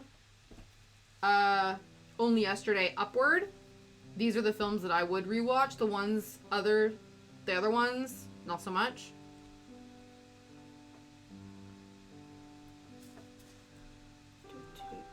So next is, what's this officially called? The Cat Returns. So this came out in 2022, directed by Hiroyuki Morita, and this is the spiritual successor to Whisper of the Heart, the one I was telling you about, the Shizuku and Seiji, who wants to become the like master violin player. So The Cat Returns basically is a film that takes the Baron, who was the cat vignette that Shizuku took inspiration when writing her short story about in Whisper of the Heart, that then this film takes the Baron statuette and sort of creates this whole film around him. Not around him, but he's heavily involved in the film. And this film is so zany and silly that I can't help but love it. So basically what happens is there's this teenager named Haru who accidentally gets betrothed to the Prince of the Cat Kingdom. So basically what happens is she saves a cat from getting hit by a car crossing the road. And then it turns out that this cat is actually the prince of this mythical cat kingdom. And the king cat, as thanks for saving his son, decides that a great gift would be the betrothal of Haru to this cat prince. And she's kind of like, wait, what? Like, I'm a teenage girl? That doesn't make any sense. So she enlists the help of the Baron, who's this magical cat statue, as well as Muta, who's this sort of like big cat. And there's this bird as well, who's actually a raven statue. And yeah, she enlists the help of these guys to get her out of being betrothed to a cat prince. And it's so silly. Like, there's this point in the film where right after she saves the cat, they then, before she's betrothed to him, the Cat Kingdom is thanking her for saving the prince's life. And so at first, because she saves him with a cricket racket, which ends up breaking during the process of saving this cat. And so they wake up the next day, and the cat, or her friend whose cricket racket it was, there's just like 1,000 cricket rackets that they've like then given back. And then also she wakes up and her whole front yard has catnip growing in it. And then when she gets to school, she opens her locker and all these little present boxes fall out with a bunch of little mice in them. Because they're cats, they're like, oh, how can we thank you? Let's give you, 100 presents of things that cats like. And so then she's interacting with sort of like the advisor to the king, being like, you realize I'm a human, right? None of these presents are good. Like, this was a terrible idea. And the advisor's like, oh my god, you're right, we're so stupid. Why would we give you a bunch of rats? You're a human, you don't care about rats as much as we do. That's what I mean. Like, it's so cute and silly that they're like trying to thank her. And she's like, this is ridiculous. To the point where, like I say, they capture her and bring her to the cat kingdom. And as she's in the cat kingdom, she's slowly turning into a cat. And so she needs to find a way to get out of the situation. And again, it's just so silly and weird, but I can't help but love it. And then other people also, because again, I watched all of the dubbed versions, but in the subbed versions, in the dubbed version, the Cat King is voiced by Tim Curry. So a lot of people really love the dubbed version because obviously Tim Curry is Tim Curry. And imagine Tim Curry voice acting like an unhinged Cat King. It's just incredible. Like, it's just so silly. So, yeah. 10 out of 10. Well, what is it? Not 10 out of 10. Number 13 out of 23. 13 out of 23. Yeah. So he is the voice actor of this one. And it's so silly. You just can't help but... So again, as you can tell by where I've ranked one versus the other, I much prefer Return of... The Cat Returns versus Whisper of the Heart. I think because, again, it's that fantastical element. There's, like, a big fantasy. I don't really care about, like, schoolboy crushes. I just want the zany adventures.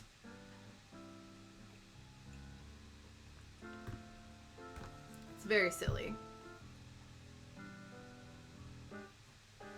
So, again, that's another one I would recommend. It's not... I could see it not being everyone's cup of tea. It's not, like, the most... And also, too, like, the animation, it's not the most, like, cinematically brilliant-looking film. But it's silly. And there is a really interesting point when Haru goes to this little village to meet the Baron. And I can't remember the exact quote, but he says something about the fact that, like, when artists create something with their whole soul, it puts a piece of... Or, like, when people create art with their whole heart, it puts a piece of their soul in their artwork, and that then allows that artwork to come to life, is kind of what they're saying.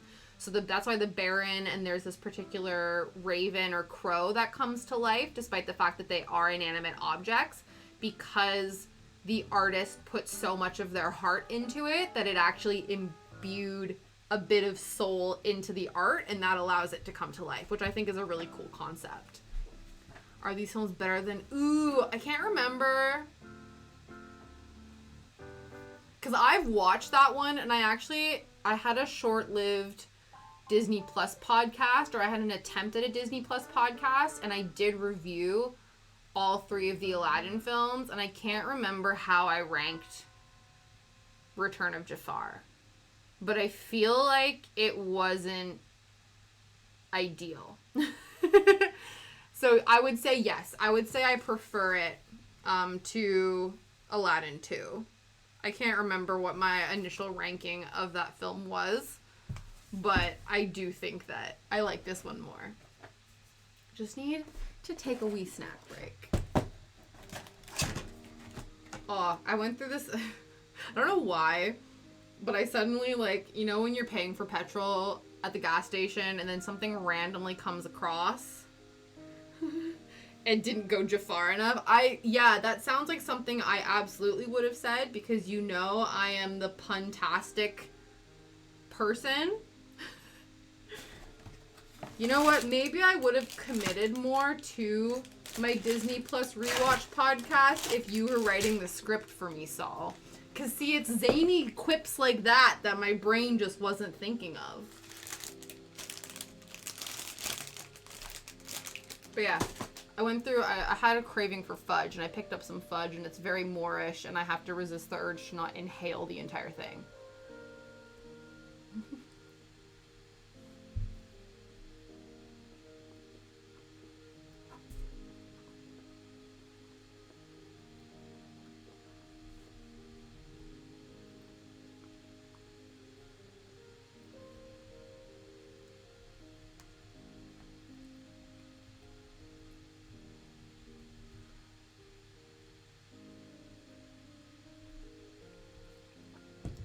Okay. Fudge break achieved.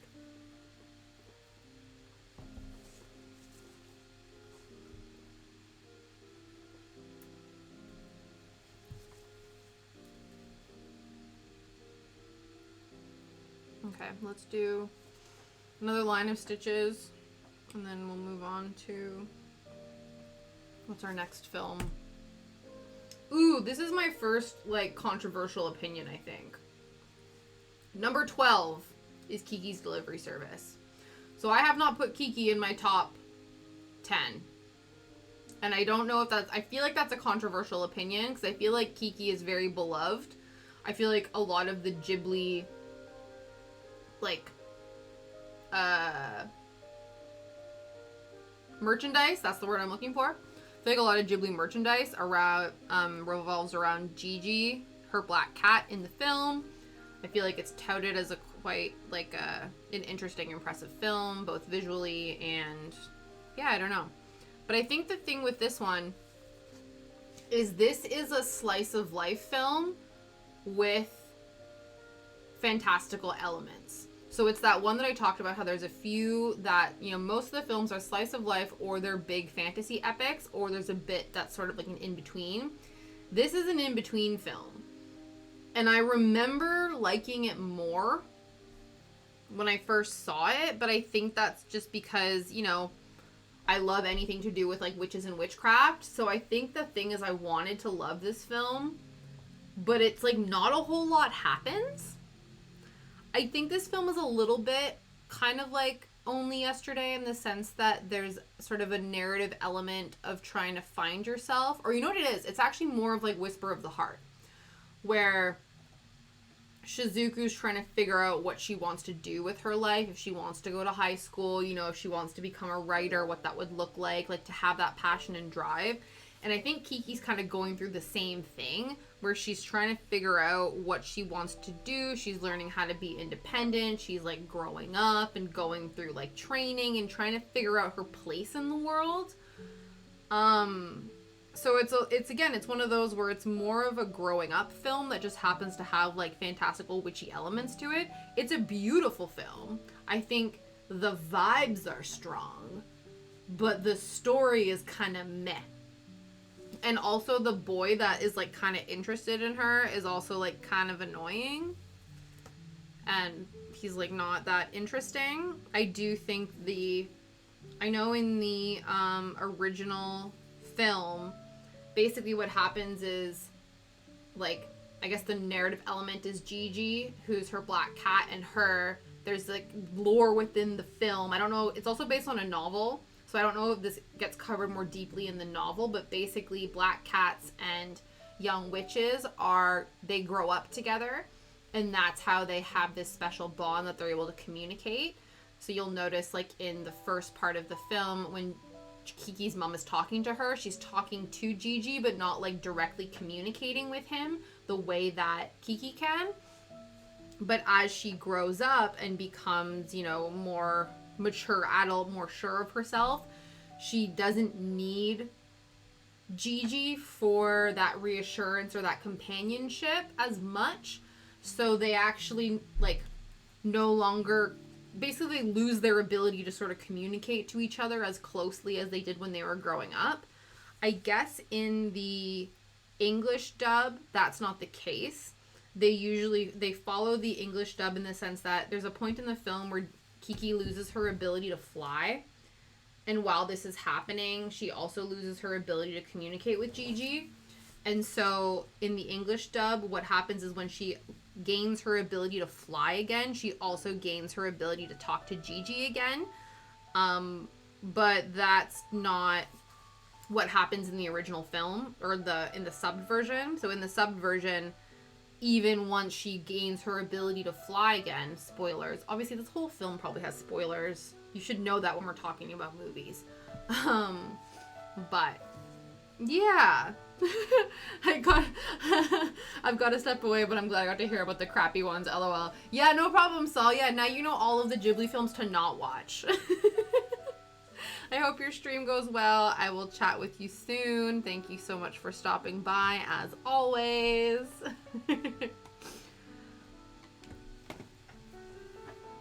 But yeah, so I think, yeah, so I guess I've heard contested versions of the the dubbed versus the sub version of this film specifically. I guess as well too in the English subbed version, or dubbed version, sorry. Phil Hartman is the voice of Gigi, and he does a lot of ad-libbing, which I think, you know, comedically a lot of people really enjoy, but I think from a tonal point, it sounds like critiques of it is that his ad-libbing sort of misses the mark of what Gigi is supposed to represent for Kiki in her coming of age sort of situation.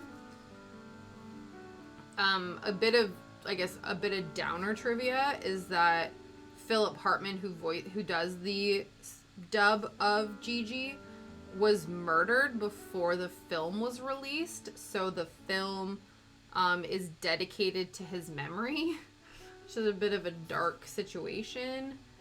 But yeah, so this was his last film role before his tragic passing. So that's one reason to possibly watch the dubbed version over the subbed one. Though again, there's a bit of contestation between the initial, like, purpose of the character of Gigi versus, you know, the artistic licensing that the dub took.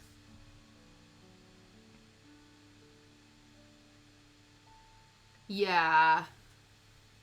Like ad-libbing. Yeah, it's interesting because I think it was interesting too. I remember when I watched the dubbed version, but because I'm one of those people who, you know, sometimes needs subtitles on while I'm watching a film because I can't always hear what's going on.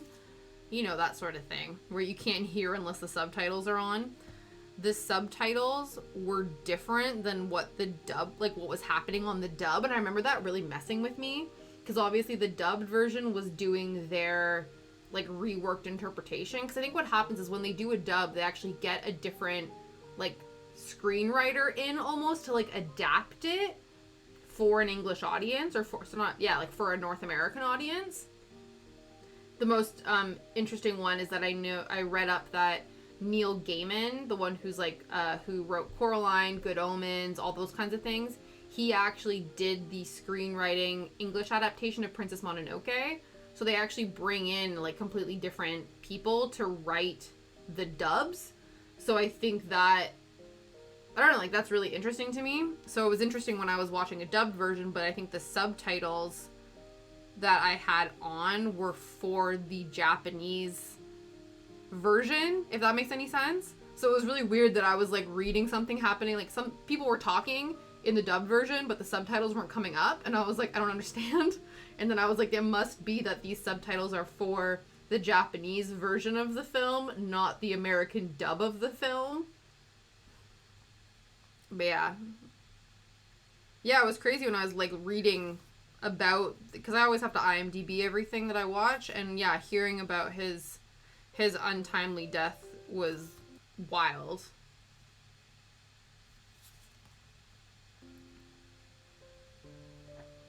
But yeah, so I think, yeah, that's my first hot take in my Ghibli ranking video, that I feel like Kiki's Delivery Service isn't as amazing as other Ghibli films.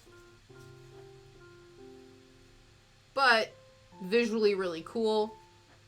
Yeah.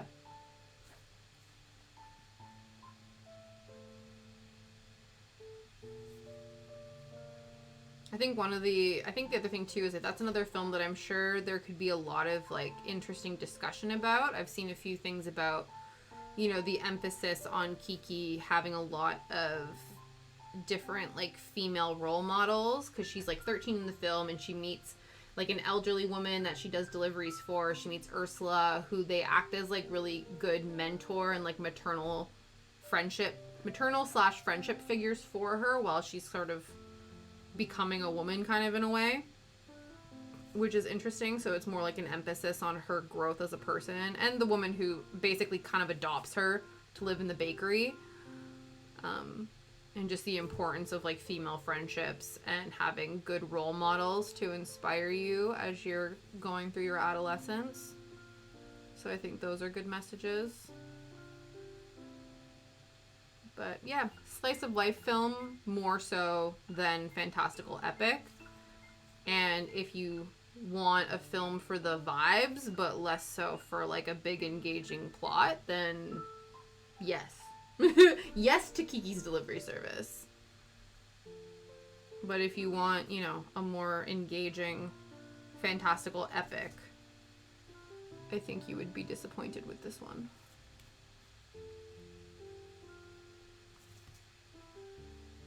One of the things I didn't realize, or one of the things I thought was interesting when doing a bunch of research for all these films, is how many of them are adapted from books, manga, comic strips, that sort of thing. Because I always thought that, like, I knew obviously that Tales of Earthsea, Howl's Moving Castle, that those ones were adapted from books. I think, like, that's very well known. But I didn't realize that so many of the sort of, like, B-tier, lesser-known films were also book adaptations. So that was interesting to me. Because I've always, like, thought of Studio Ghibli films as being very, like, novel in their screenwriting. So yeah, it was interesting to learn that many of them were actually adapted.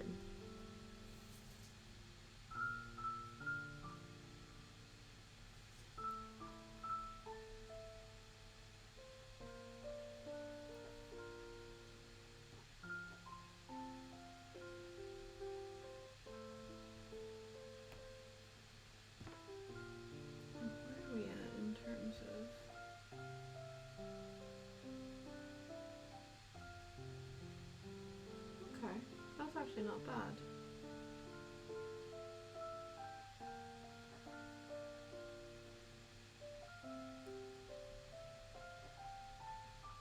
Cool. So similarly, a film that I feel has the vibes, but not necessarily the most engaging narrative, is Arrietty, which is based on a book series. I think it's a series, or it's a book, based on The Borrowers, which is a book that's been adapted many times. I think there's a really popular live-action adaptation from the 90s. And so this one has more of a focus on Arrietty as opposed to, like, the entire family at large. And again, like I said, this one, hella vibes. It has that sort of whimsical cottagecore ambiance that one enjoys from a Studio Ghibli film. This is, when did this one come out? So this one came out in 2010 and is directed by Hiromasa Yonibayashi.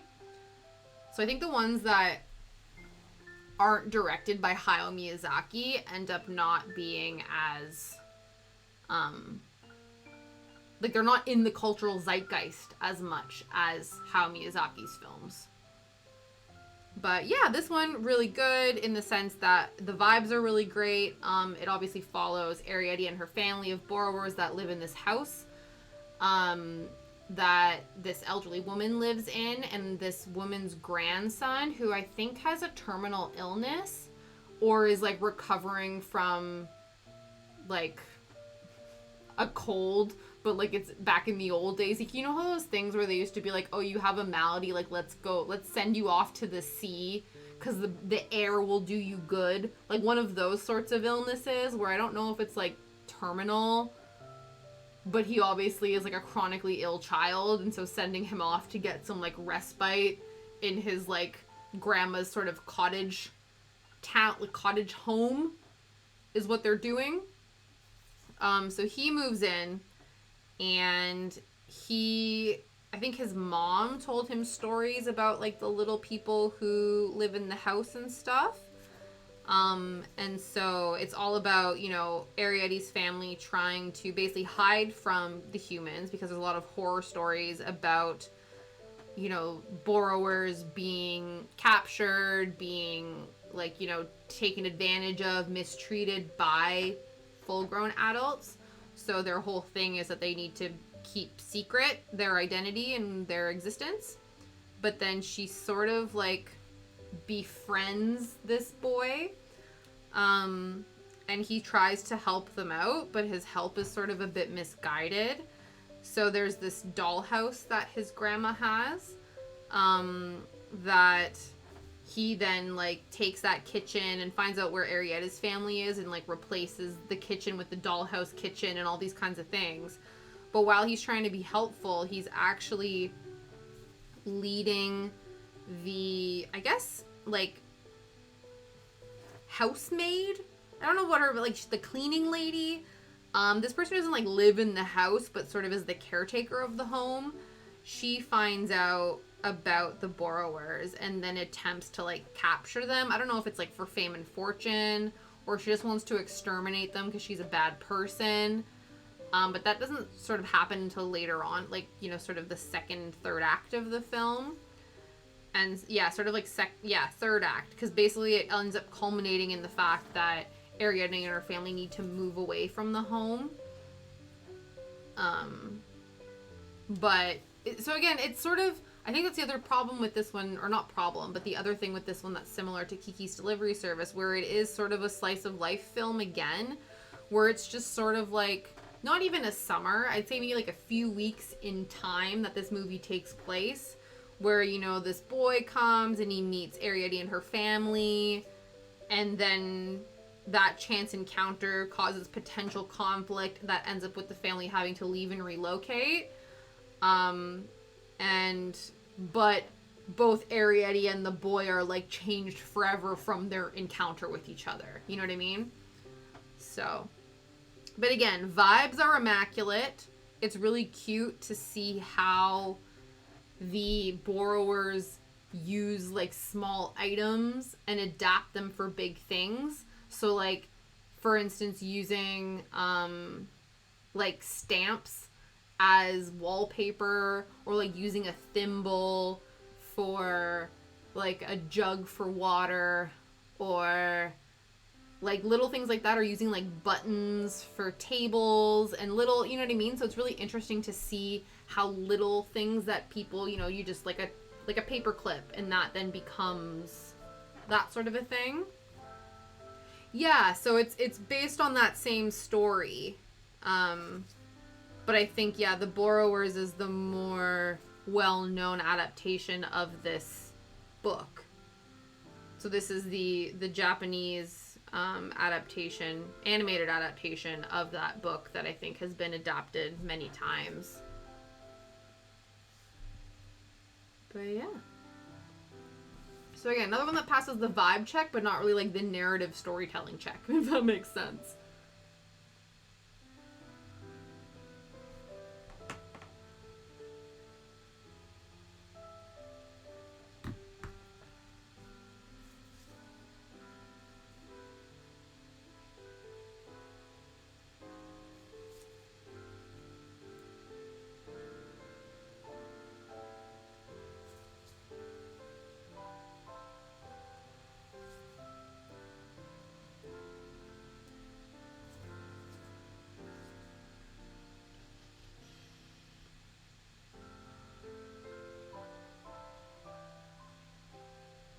Yeah.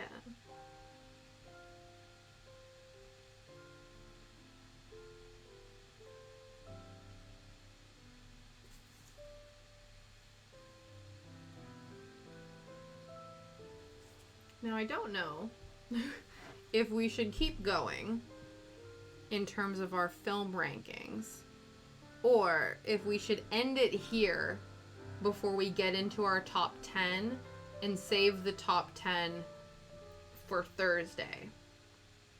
So we've sort of done the first half, or over half of the films, half plus 3. And then this way we can then truly dedicate some time to the top 10 of the GCU.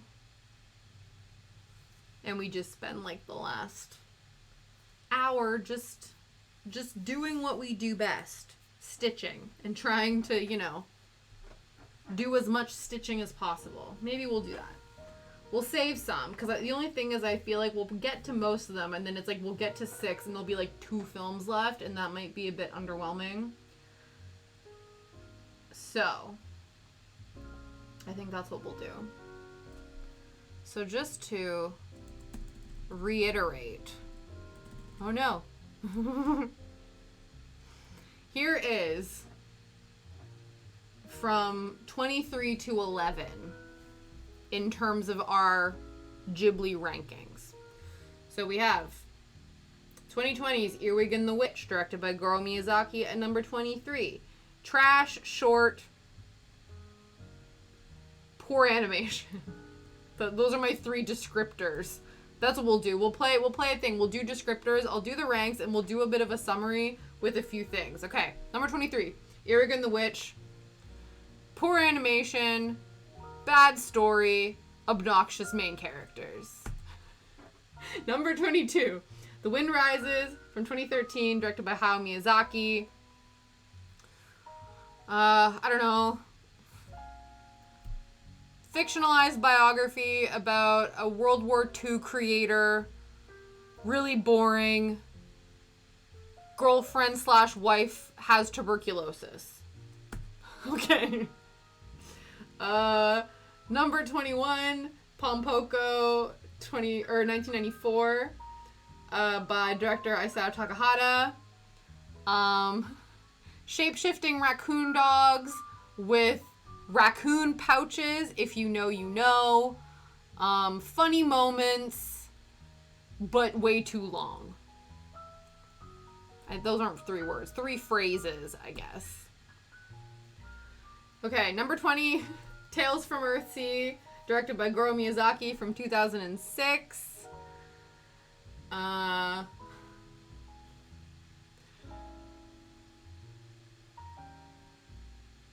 Unenjoyable main characters. Too much going on to make sense of the plot. And Goro Miyazaki disappoints his father. Yes, raccoon sacks. That's what we're going with that one. Okay. From Up on Poppy Hill, from 2011, also directed by Goro Miyazaki, at 19. Slice of life meet cute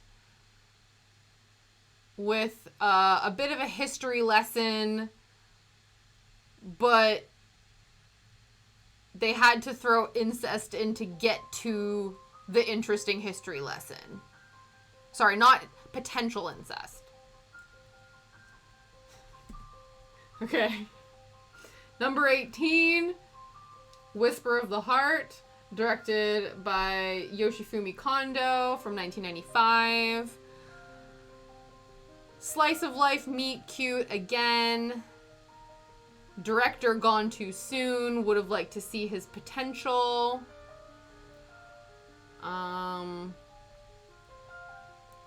Best part of the film is the fact that the Baron returns in a different film. Okay. 17, Ocean Waves, 1993, directed by Tomomi Mochizuki. Low-key gay. Girl everyone's crushing on is a manipulative biatch. Made for TV movie. There you go. Number 16, The Tale of Princess Kaguya, 2013, by Isao Takahata. Visually beautiful. Longest Ghibli film. It feels long, despite its visual interest. Cool. Only Yesterday, 1991, per the usual, yeah. Only Yesterday, 1991, directed by Isao Takahata.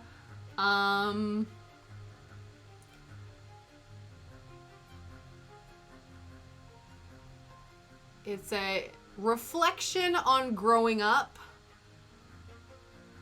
A good film if you're in your late 20s, early 30s, and going through a bit of an identity crisis, justice for menstruation mentioned in films.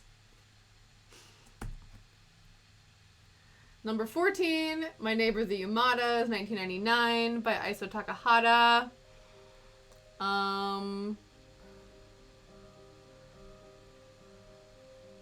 Slice of life, contemporary Japanese family, comic book vignettes. Could have removed a few vignettes to make the film a bit shorter. Okay. The Cat Returns, number 13, from 2002, directed by Hiroyuki Morita. The Return of the Baron, from Whisper of the Heart. Zany cat kingdom wackiness. Tim Curry in the dub as a zany cat king. Okay. 12, Kiki's Delivery Service, from 1989, directed by Hayao Miyazaki. Slice of life, coming of age film about a young witch. Not a whole lot of plot happens. R.I.P. GG voice actor in the dub. Phil Hartman. That was his name. R.I.P. Phil Hartman. And then finally, to round out our bottom half of the Ghibli ranking, we have Arrietty from 2010, directed by Hiromasa Yonibayashi.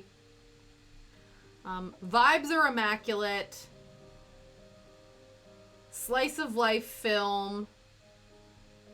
Ooh, actually, once again, return of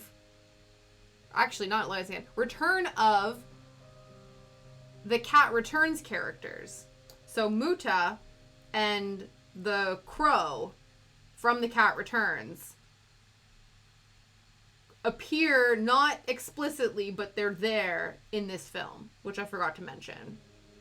So we have a bit of a through line. I agree with your ranking because I don't know most of them and I trust you. I appreciate that, Kat. I do. I appreciate that a lot.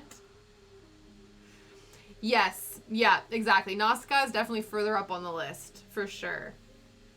Yeah. Trying to think. I feel like so far, the only real hot take is that Kiki's Delivery Service is not in my top 10. But I think that's not the hottest of the hot takes I have. And I feel like most of the sort of films that are mostly well known to people when they hear Studio Ghibli are included in the top 10. So I think people will be happy about that. They might not be happy about where specifically some are. And then I also think I'm going to hit you with some surprising ones as well. My, second favorite film is one that I feel like very few people have seen, but it gets me in the feels every time. Right? I do think that it would make some people mad, but I'm glad. See, as long as Kat's okay with it, it's fine. It's all good. But yeah. No, I'm excited to talk about the other ones. There's actually one that I want to rewatch. Probably tonight. I'll probably watch another one tonight. Yep, absolutely.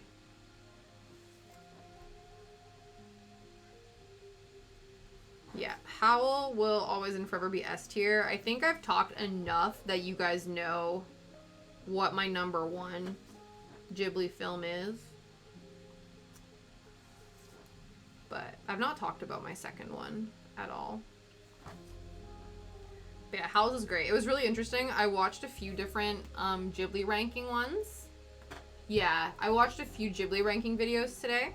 And there was one that I watched, and that person ranked Howl so far down.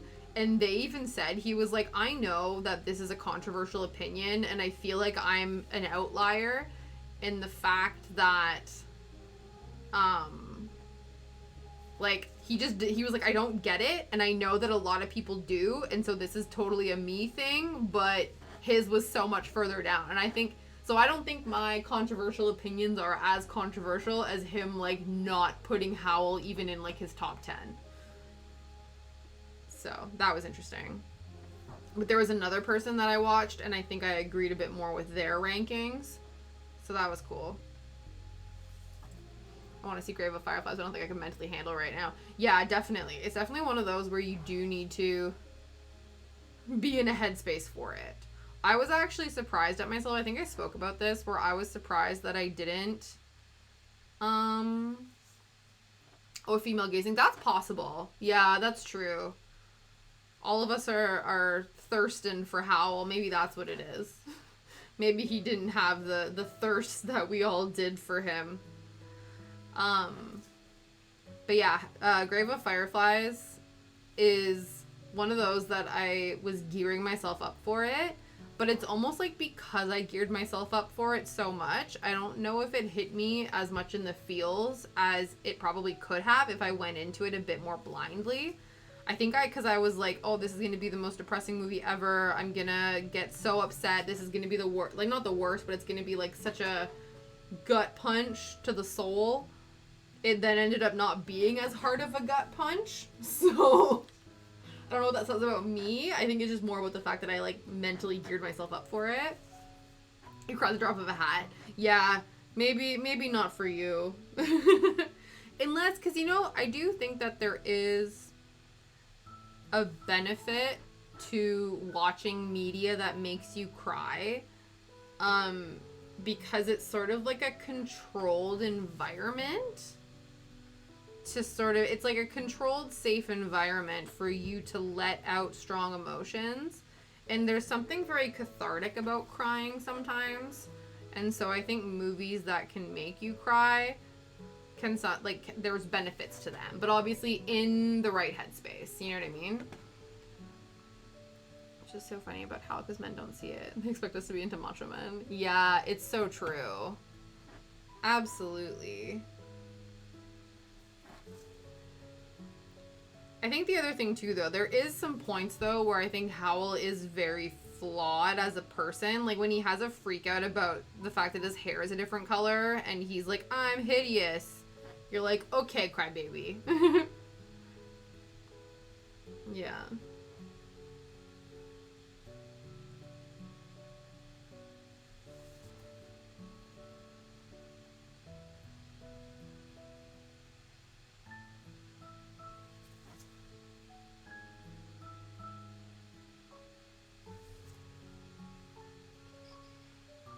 Yeah, cry.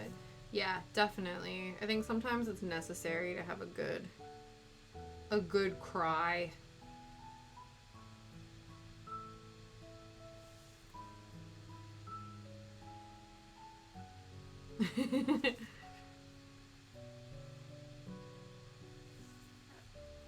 Yeah. I've been really enjoying, I've not finished it yet, but I've been listening to the audiobook adaptation, or yeah, an audiobook version of the actual book by Diane Wynne Jones of Howl's Moving Castle. And it's less of a love story, but I'm really enjoying it. I feel like the vibe is the same in terms of, like, it's sort of whimsy and the sort of universe that it builds. I think that I'm a bit, like, I don't know, it's one of those where it's like, I think I love them both equally, and I think the changes that were made to the narrative of the film version of Howl's Moving Castle still have the same vibe of the book, but the book is slightly different, but they're both really good. I'm enjoying the book a lot. I don't know if I'm almost done. I think the thing too, because I think sometimes what happens when you have a book, sometimes there can be a lot of characters. So I think, like, they have, they cut some characters or minimize the role of some other characters and things like that in the adaptation. But I think that's just to, you know, not confuse people or end up having, like, a 12-hour movie sort of thing.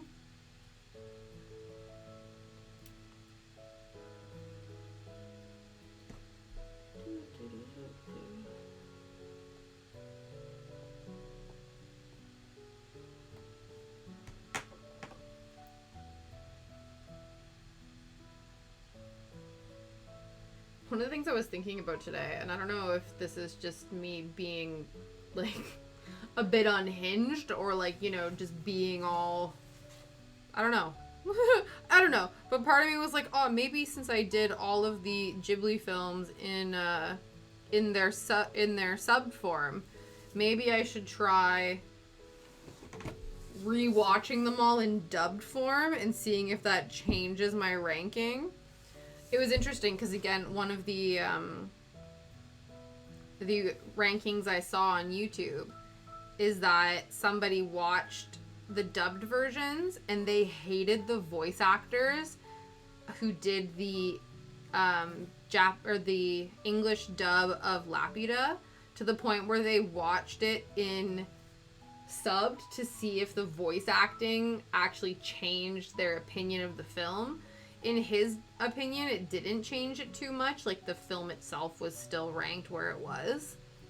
But I thought that was an interesting concept of, like, how potentially the dubbed versions are changed enough that it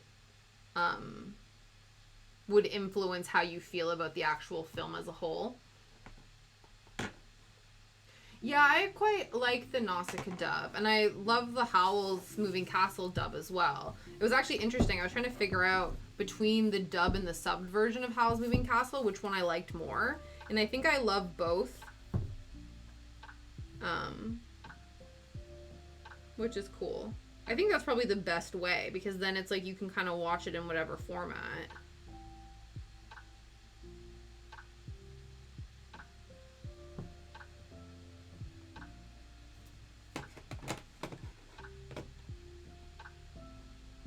I want to read a book, but also can't get my brain to engage on a new book right now. Yeah. That happens. I think that's what happens with me with films, or like with TV series. Like, once I finish a show, I'm like, I don't, like, oh, I could watch something else, or I could do something different. And then I'm like, I don't have, like, it's almost like you don't want to commit to introducing yourself to different characters. There's, like, a thing where it's, like, I don't have the brain space to, like, get involved with a new group of people that I need to learn and invest in, you know? Or it's, like, very specific ones.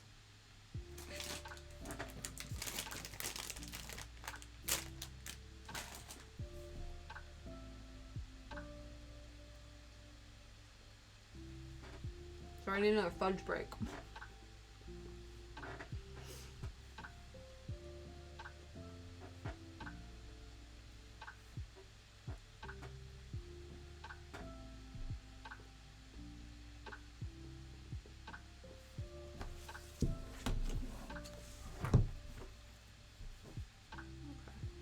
I think I just blindly did those 2 stitches and, like, completely forgot that I did them. Yeah. No, it's true. You just, like, I want to just exist in the universe of other characters.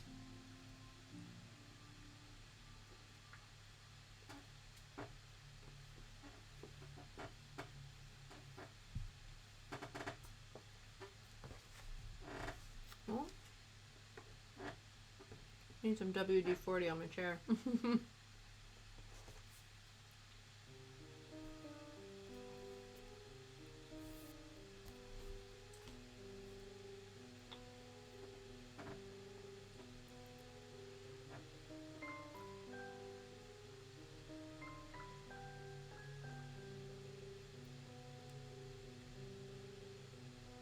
I think as well for me with shows, it's like if I'm not in the headspace to, like, focus on something too, if I just want to, like, it sounds really bad, but it's like, you know, sometimes you just want to put something on that you can scroll on your phone to, which is really not good. The fact that, like, there's media designed for you to just, like, scroll on your phone and, like, not think.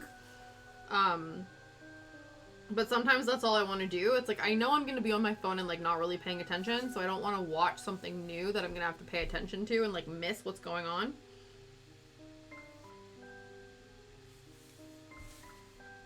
So then I end up watching things that I know I can just, that I kind of know what's going on, even if I'm not looking at the screen the entire time as intently. as I should be. Oh, I just have that. I'm gonna turn that away. There we go.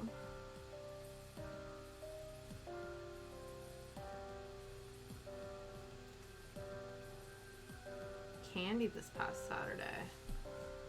Doesn't mean it. Ooh. Oh no. Oh, that's annoying. So they're like half peanut butter cups and half Nutella ones, and you don't know which one is which. So you treat yourself to a little snacky snack, and it's never the one you want. That's so frustrating. It's like playing Nutella roulette. Oh dear, you keep losing Nutella roulette, cat. What a shame.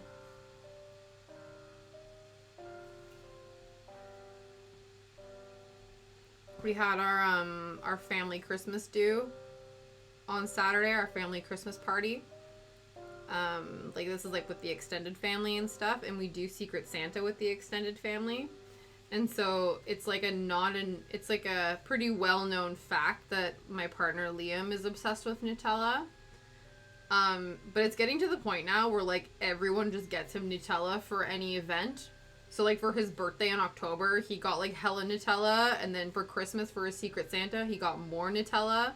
He got Nutella in all its iterations, so like Nutella in the jar, and then there's these like Nutella biscuits or like little Nutella bars that he got.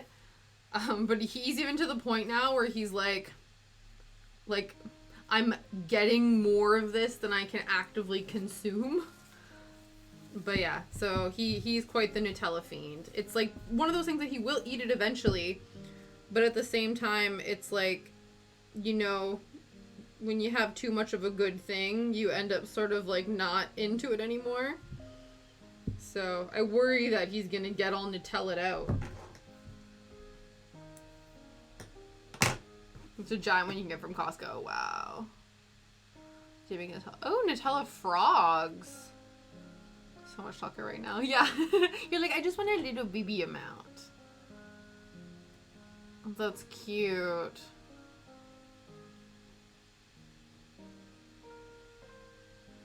Wow. Yeah, I think the one he has right now is like, it's like a kilo, or I don't know. It's a massive jar.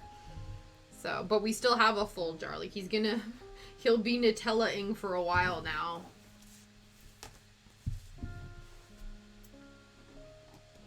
As long as only like one person gets him that, you know what I mean? Where if like it's only, you know what it is? It's not even so much that it's not like he won't eat it. It's that we're gonna run out of room in the cupboard for them.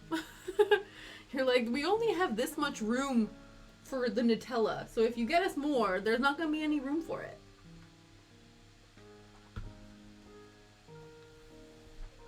I'll have to make something with it. My mom tagged me in a recipe where it was like someone made almost like they took like puff pastry and then sandwiched Nutella between two layers of puff pastry and then sort of cut it out to look like a Christmas tree. Like they were like Nutella twists.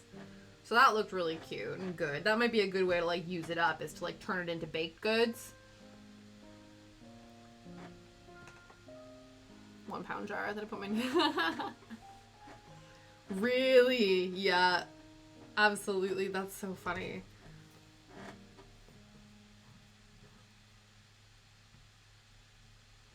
Yeah, I guess I could start eating it more.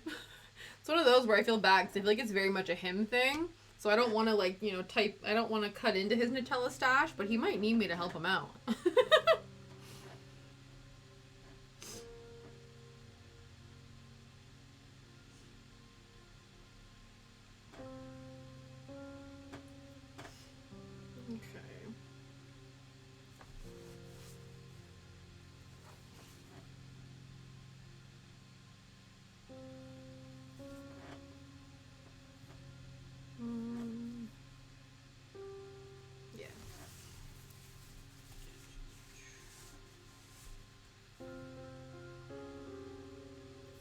Ooh, if we finish this pillar,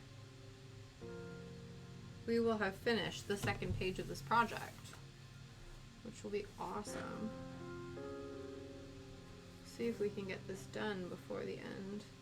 So that's why we took a break from the ranking, so we could focus on getting this done.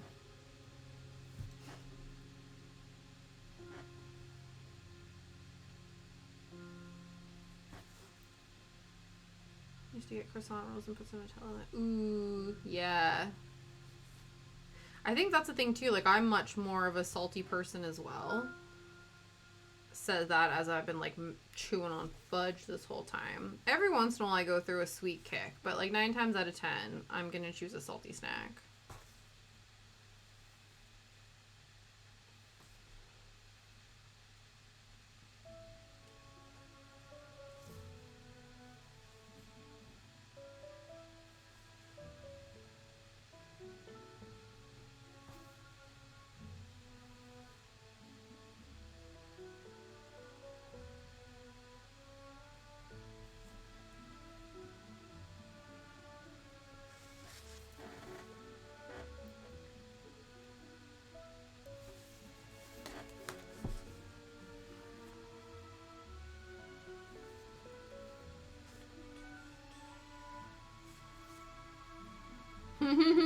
Oh man, I used to love pretzels. I feel like it's been really difficult. I don't think I've really found a gluten-free pretzel that I really like. I used to go through, especially, do you prefer the actual like pretzel-shaped pretzels or the sticks?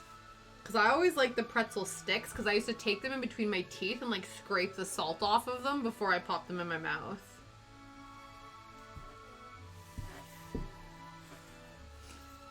Oh yeah, I can see that. I definitely think that that's a thing.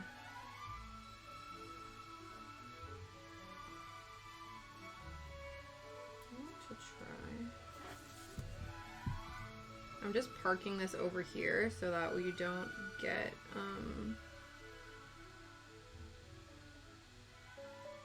so that this color doesn't get, there's some blank space. I can't word right now. Okay. I'm parking this and then popping it up over in the other pillar because these require the same color, but I don't want to have a line going over top of the Jesus, my brain. I'm focusing too much on trying to do this. Let me do this first and then I'll explain why I'm doing it. I clearly can't do both. And also I don't know why I'm unable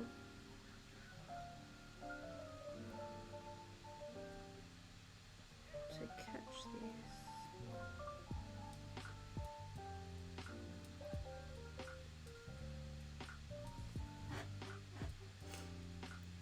Oh.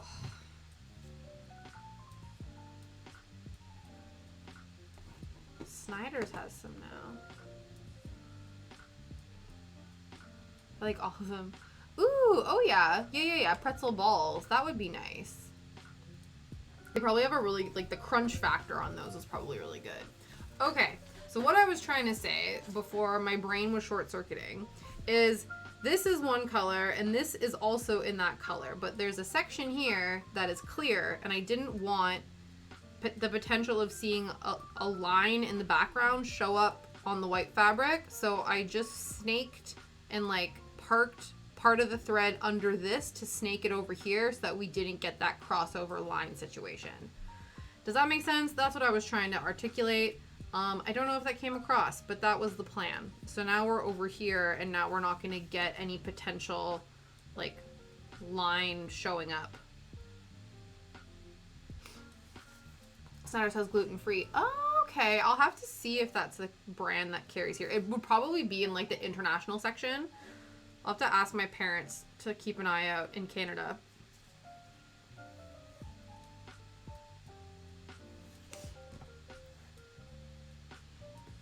Yeah, that's actually probably a better alternative to like crisp because I eat a lot of Doritos. I think because I have like Tostitos don't exist here and like I really like having tortilla chips sometimes when for lunch with like salsa and things, but instead of just having the regular Tostitos, I end up eating a lot of Doritos, which I'm sure are probably not the healthiest choice. I feel like pretzels are probably a better alternative to that. So maybe I should be looking more into the gluten-free pretzel situation. Not that there's good foods and bad foods. Food neutrality. But I think maybe I could be making different choices. Not necessarily better or worse ones, but give myself more options.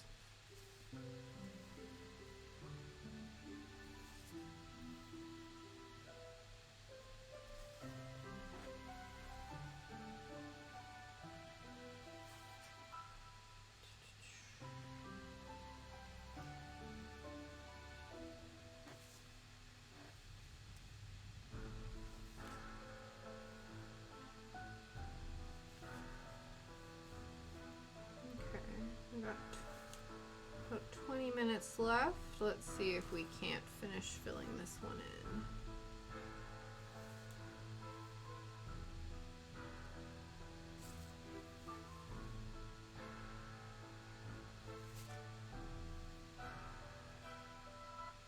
Oh yeah. Interesting. I wonder why they did that. To be fair, I think a lot of places have stopped shipping to the UK. I think probably since like Brexit happened, then it's like the shipping regulations and things have changed. Also too, I don't know if it's like from a standpoint that the import tax that it would take would be like exponential. Oh, it just been assigned to me. Oh, okay. You're seeing conflicting information. That's funny.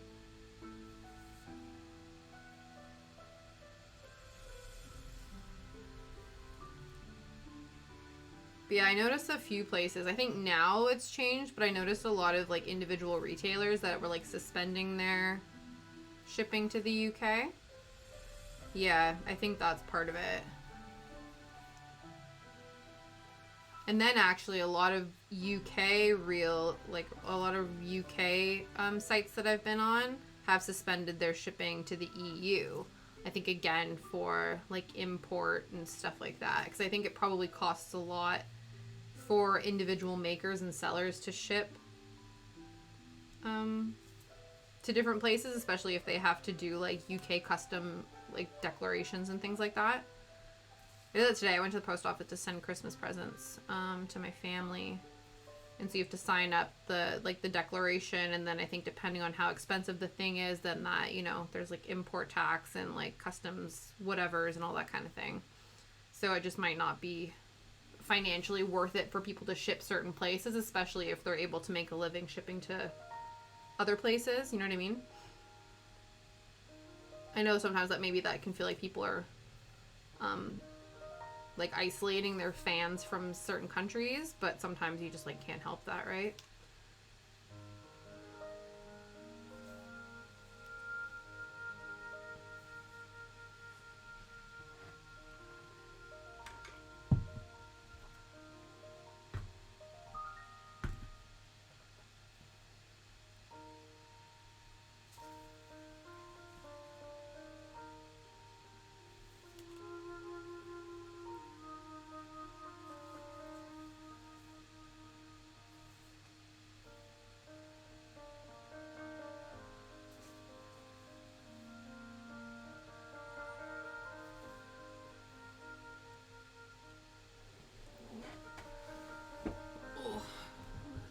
Do some posturing.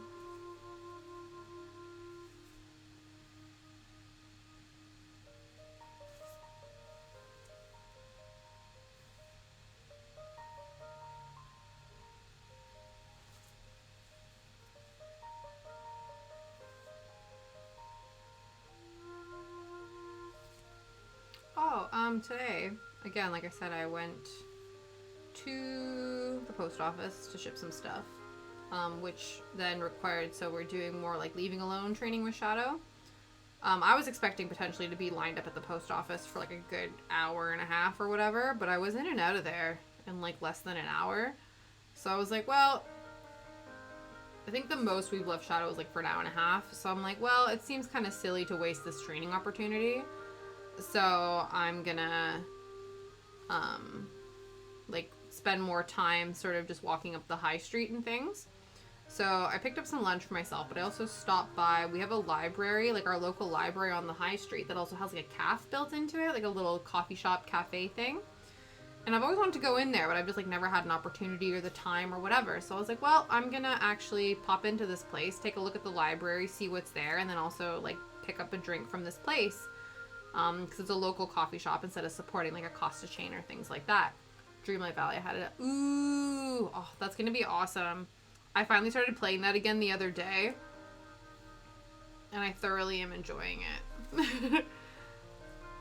I might play that again. I'm either gonna watch Porco Rosso again tonight, or I'm gonna play Dreamlight. Maybe both. I'm not sure yet. But yeah, and so anyway, I went to this coffee shop, and one of the things I saw, which was really cute, they do those like pay it forward schemes. So I think like I've seen them a few times online, or people have talked about it, but I've never personally like seen them, where you can offer to basically purchase a coffee or a sandwich or something and pay it forward. So if people come into the coffee shop and they can't afford it, then they can take one of the essentially prepaid options and use that at the till. So I did that today, and I thought that was just really awesome. So I bought I paid forward 2 sandwiches, and then they even give you like little tokens, and you can write little messages, and then they stick those message tokens like on their board. And then people can come in and claim those. And so they're like, oh, here you go. Here's your like tokens to write something. And I was like, what do people normally write on these? And they said, oh, usually like, oh, enjoy your sandwich or enjoy your coffee or something like that. And I just thought that part was really sweet as well. So it like, I don't know, it makes you feel more connected to the people that you're in your community. Because not only are you paying it forward, but you're also like providing a little message to that person as well. So I wrote like, oh, enjoy your sandwich and I hope you have an amazing day and stuff like that. And it just made me feel really happy. I really liked that. So we'll see. So hopefully I made a couple people's day brighter by paying for their sandwiches. And I was thinking like, that's something I want to do. So I want to go back there at least once a month and buy a bunch of pay it forwards.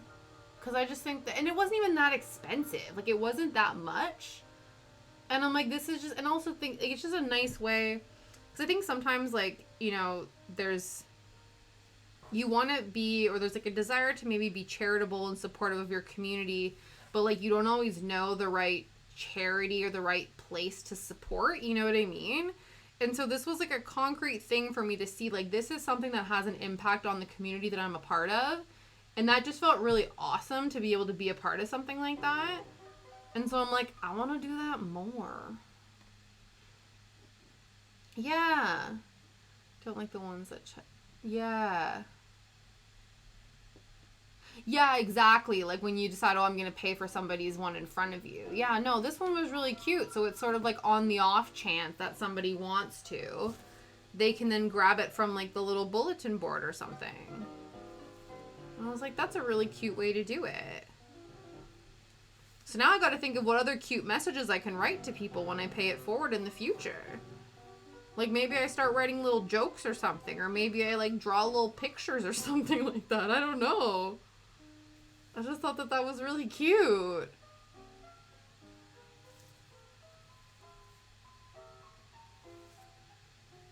And their mocha was very nice. So I'd much rather go there for stuff than to go to Costa Coffee. Because I feel like I'm supporting my community. And that feels much better than filling the capitalist propaganda machine. Just kidding, but like not really. Also, I don't even know, like, I'm not one of those people that I have like preferences. Like, I don't know if I prefer Starbucks to Costa. I don't drink beverages from these various coffee shops enough to like have any particular opinion about which one I prefer. Like, I would need to do, like, an actual taste test if I sat down. Maybe I should do that one day. Where it's, like, I get the beverage from all these places and sit down and have a definitive answer as to which one I prefer. But, again, I don't do that often enough to have an opinion. I drive-through hate the ones like that. Yeah. Mm-hmm. Yeah, exactly. It's basically like a little gift card. 100%. Yeah, it's like a little prepaid gift card. Yeah, I remember that used to happen to us a lot of times. It was nice in a way, but we would like see our neighbors in the drive-throughs at Tim Hortons, and then we would be driving through, and then we would find out that our neighbor had paid for our coffees. So that's nice, but yeah, it can be complicated when it's like you don't know, like, oh, I'll have, you know, I'll pay for whatever that person's paying for or whatever. But yeah, this way it's like you have the choice. And then also too, the lineup method is a bit different because you can volunteer to pay for someone's stuff, but like that person could be better off than you. You know what I mean? Like, not that that particularly matters because you're doing a good thing out of the kindness of your heart and not, you know, for any, you know, that sort of a thing. But in the same way, like, if someone's behind you and they're ordering something and you go, oh, I'll pay for so-and-so's. And, like, what if they're actually, a CEO of a tech startup? You know what I mean? They don't need that from you. I'm sure it's nice, but that way, the person who actually really needs it can then utilize that. But, yeah. So, I thought that was very sweet.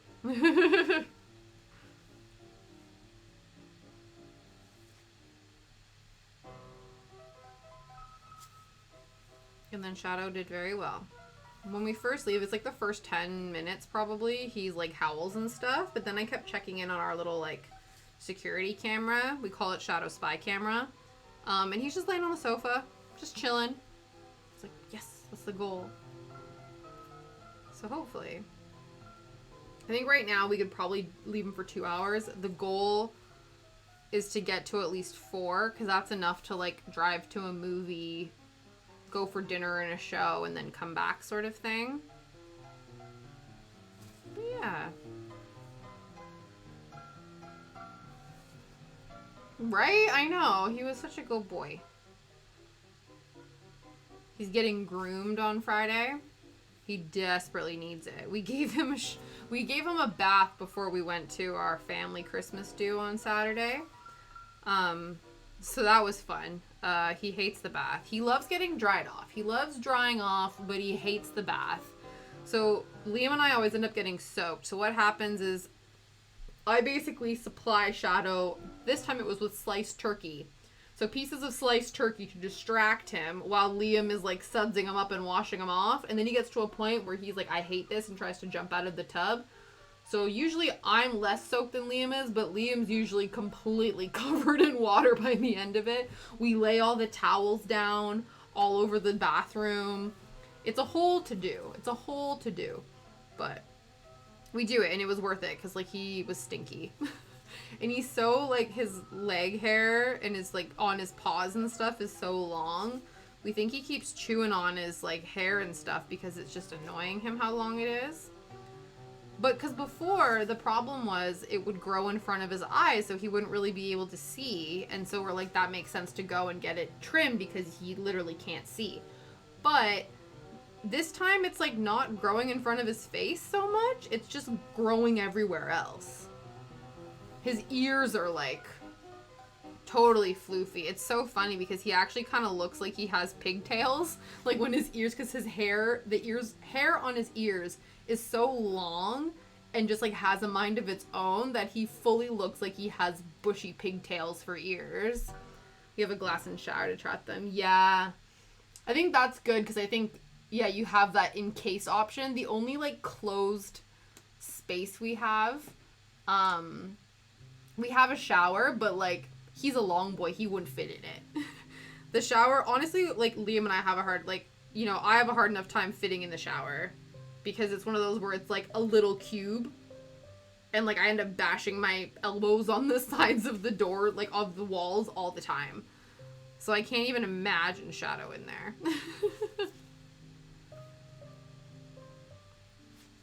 But yeah, that's a good idea. And the thing too, we're gonna ask the groomer because like he goes to the groomer and he always whines when I'm leaving him there. But even the groomer said last time, like, it's all an act because as soon as we get him in there, he absolutely is living his best life and, like, loves being pampered. Like, he's such a little princess. So I'm going to ask them, like, what are your tips and tricks for, like, keeping him in the bath? And I'm sure it's because they have this special bath where they have, like, a lead that they can attach to them while they're, like, bathing them and things. They just have more safety procedures in place than us in our like little tub. But yeah, he isn't. I don't know. From my perspective, I don't think he hates the groomer, but maybe he actually does secretly. He loves the groomer once he's in there by himself. He puts up a fuss. Oh yeah. Oh, that's awesome. Yeah. That's really good.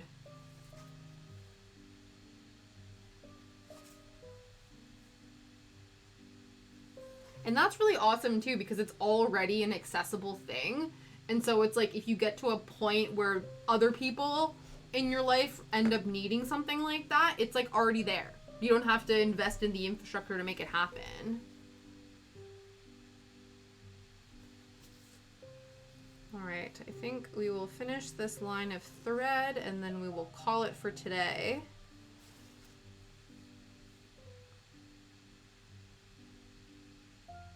But then we will be back here on Thursday in this exact location, finishing our Ghibli ranking. So we'll be doing our top 10. So these will be all of the good goods. We've done the garbage to like meh tier of Ghibli films. And now we'll move into the good goods. Highly recommend all of them. But some more than others. These are basically like all of the A tier films. This is the A team. But we will also, you know, because I couldn't handle just multitasking, stitching, and talking about films. We're also going to finally do our first of 7 items. I think we'll probably do 2. So we're going to do a giveaway on Thursday as well. And we're going to do 2 giveaways. So we'll give away 2 of our 6 keychains. And I think I'm going to dot our giveaways throughout the month of December instead of trying to just like knock them all out all week. These will all be sent out in January. I'm going to be very, just very cut and dry with you guys. These things will not be organized and sent out before the end of the year. Let's just be real. But we will do the giveaway and they will be reserved for when they eventually go out to people. But yes, we'll do that on Thursday. So we'll give away 2 things. And then, yeah, so that'll be exciting. So we'll finally be doing our basically the thank you for being here 200 follower appreciation giveaway. It seems simple enough where you will be using your channel points. I think if you've experienced giveaways before, you sort of know how it works. I'll walk everyone through it on the day. Mostly also for myself, but it seems pretty self-explanatory that, you know, your channel points will be your tickets, the amount of points you have versus the amount of tickets you can get, and then we will randomly draw 2 people, one at probably 4 o'clock and one at like 6 o'clock, and yeah, I don't know, we'll see how it goes. That will be the plan. And then, yeah, we'll dot them around. And then, like I said, Friday, there will be no stream because I'm taking a shout out to the groomer. Because he desperately needs it. So, yeah. But I figured not bad for, you know, taking a week off for some self-care. And now we're back, you know, finishing up kind of Ghibli month in a way. We've bled over. I know I kept saying that I wanted to keep doing this. And so, you know, it's my channel and I do what I want. So I wanted to keep Ghibli-ing and now here we are. But I think what I want to do as well this month is I've realized or something, I don't have a topper for my Christmas tree. So I'm debating possibly felting like a star, a Christmas tree topper star sometime this month. So that might be cool. But other than that, we might just be cross-stitching all month. I've not decided. We'll see. We're keeping everything fluid. We're doing things based on feels. Like, do I feel like this? Cool. If not, we'll do something else. I have no plans. We're just going with it. And doing what makes us happy and sparks joy. Which is what I usually do anyway, but like usually I have more of a plan and a theme, but I think we're just taking it on a week-by-week basis this month, and that's okay. All right. Yeah, that's what I'm hoping for. I'll have to see if I have enough thread, or wool, sorry. I think so. I think I do. To make something to go on the top of the tree. But yeah. If anyone has any raid suggestions, feel free to drop them in the chat. If not, we'll go and see which of our friends are streaming and we will go say hi to them.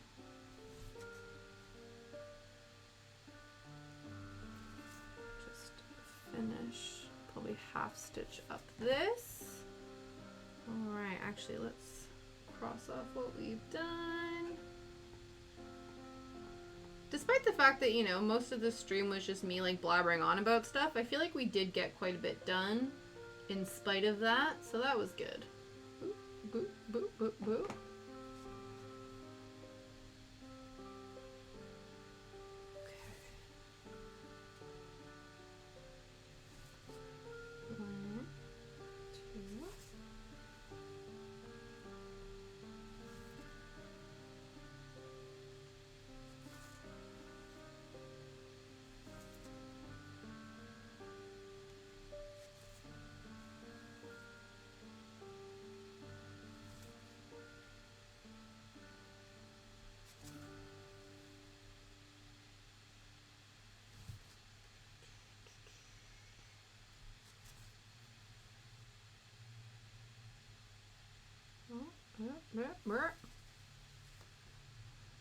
Yeah.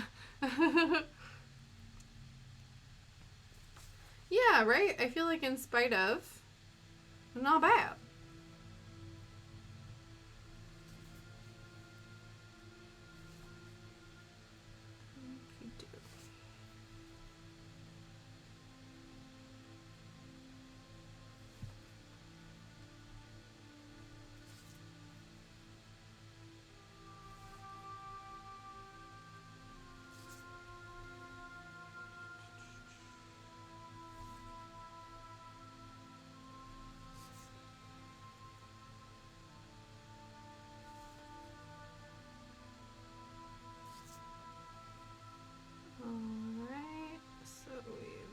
Half stitched that. We'll just mark that so we don't get confused. Okie dokie. There we are. There we are at in terms of our progress. Let's see who's online. Who's online? So many people.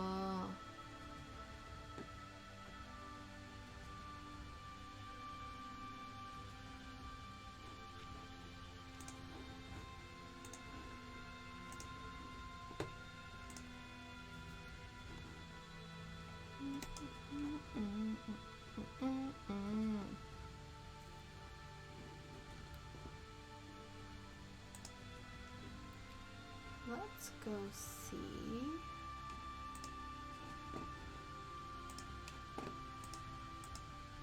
Maybe.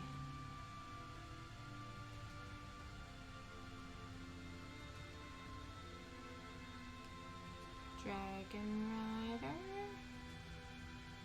Still working on her brother's Christmas gift. At a sale. This is a KNC.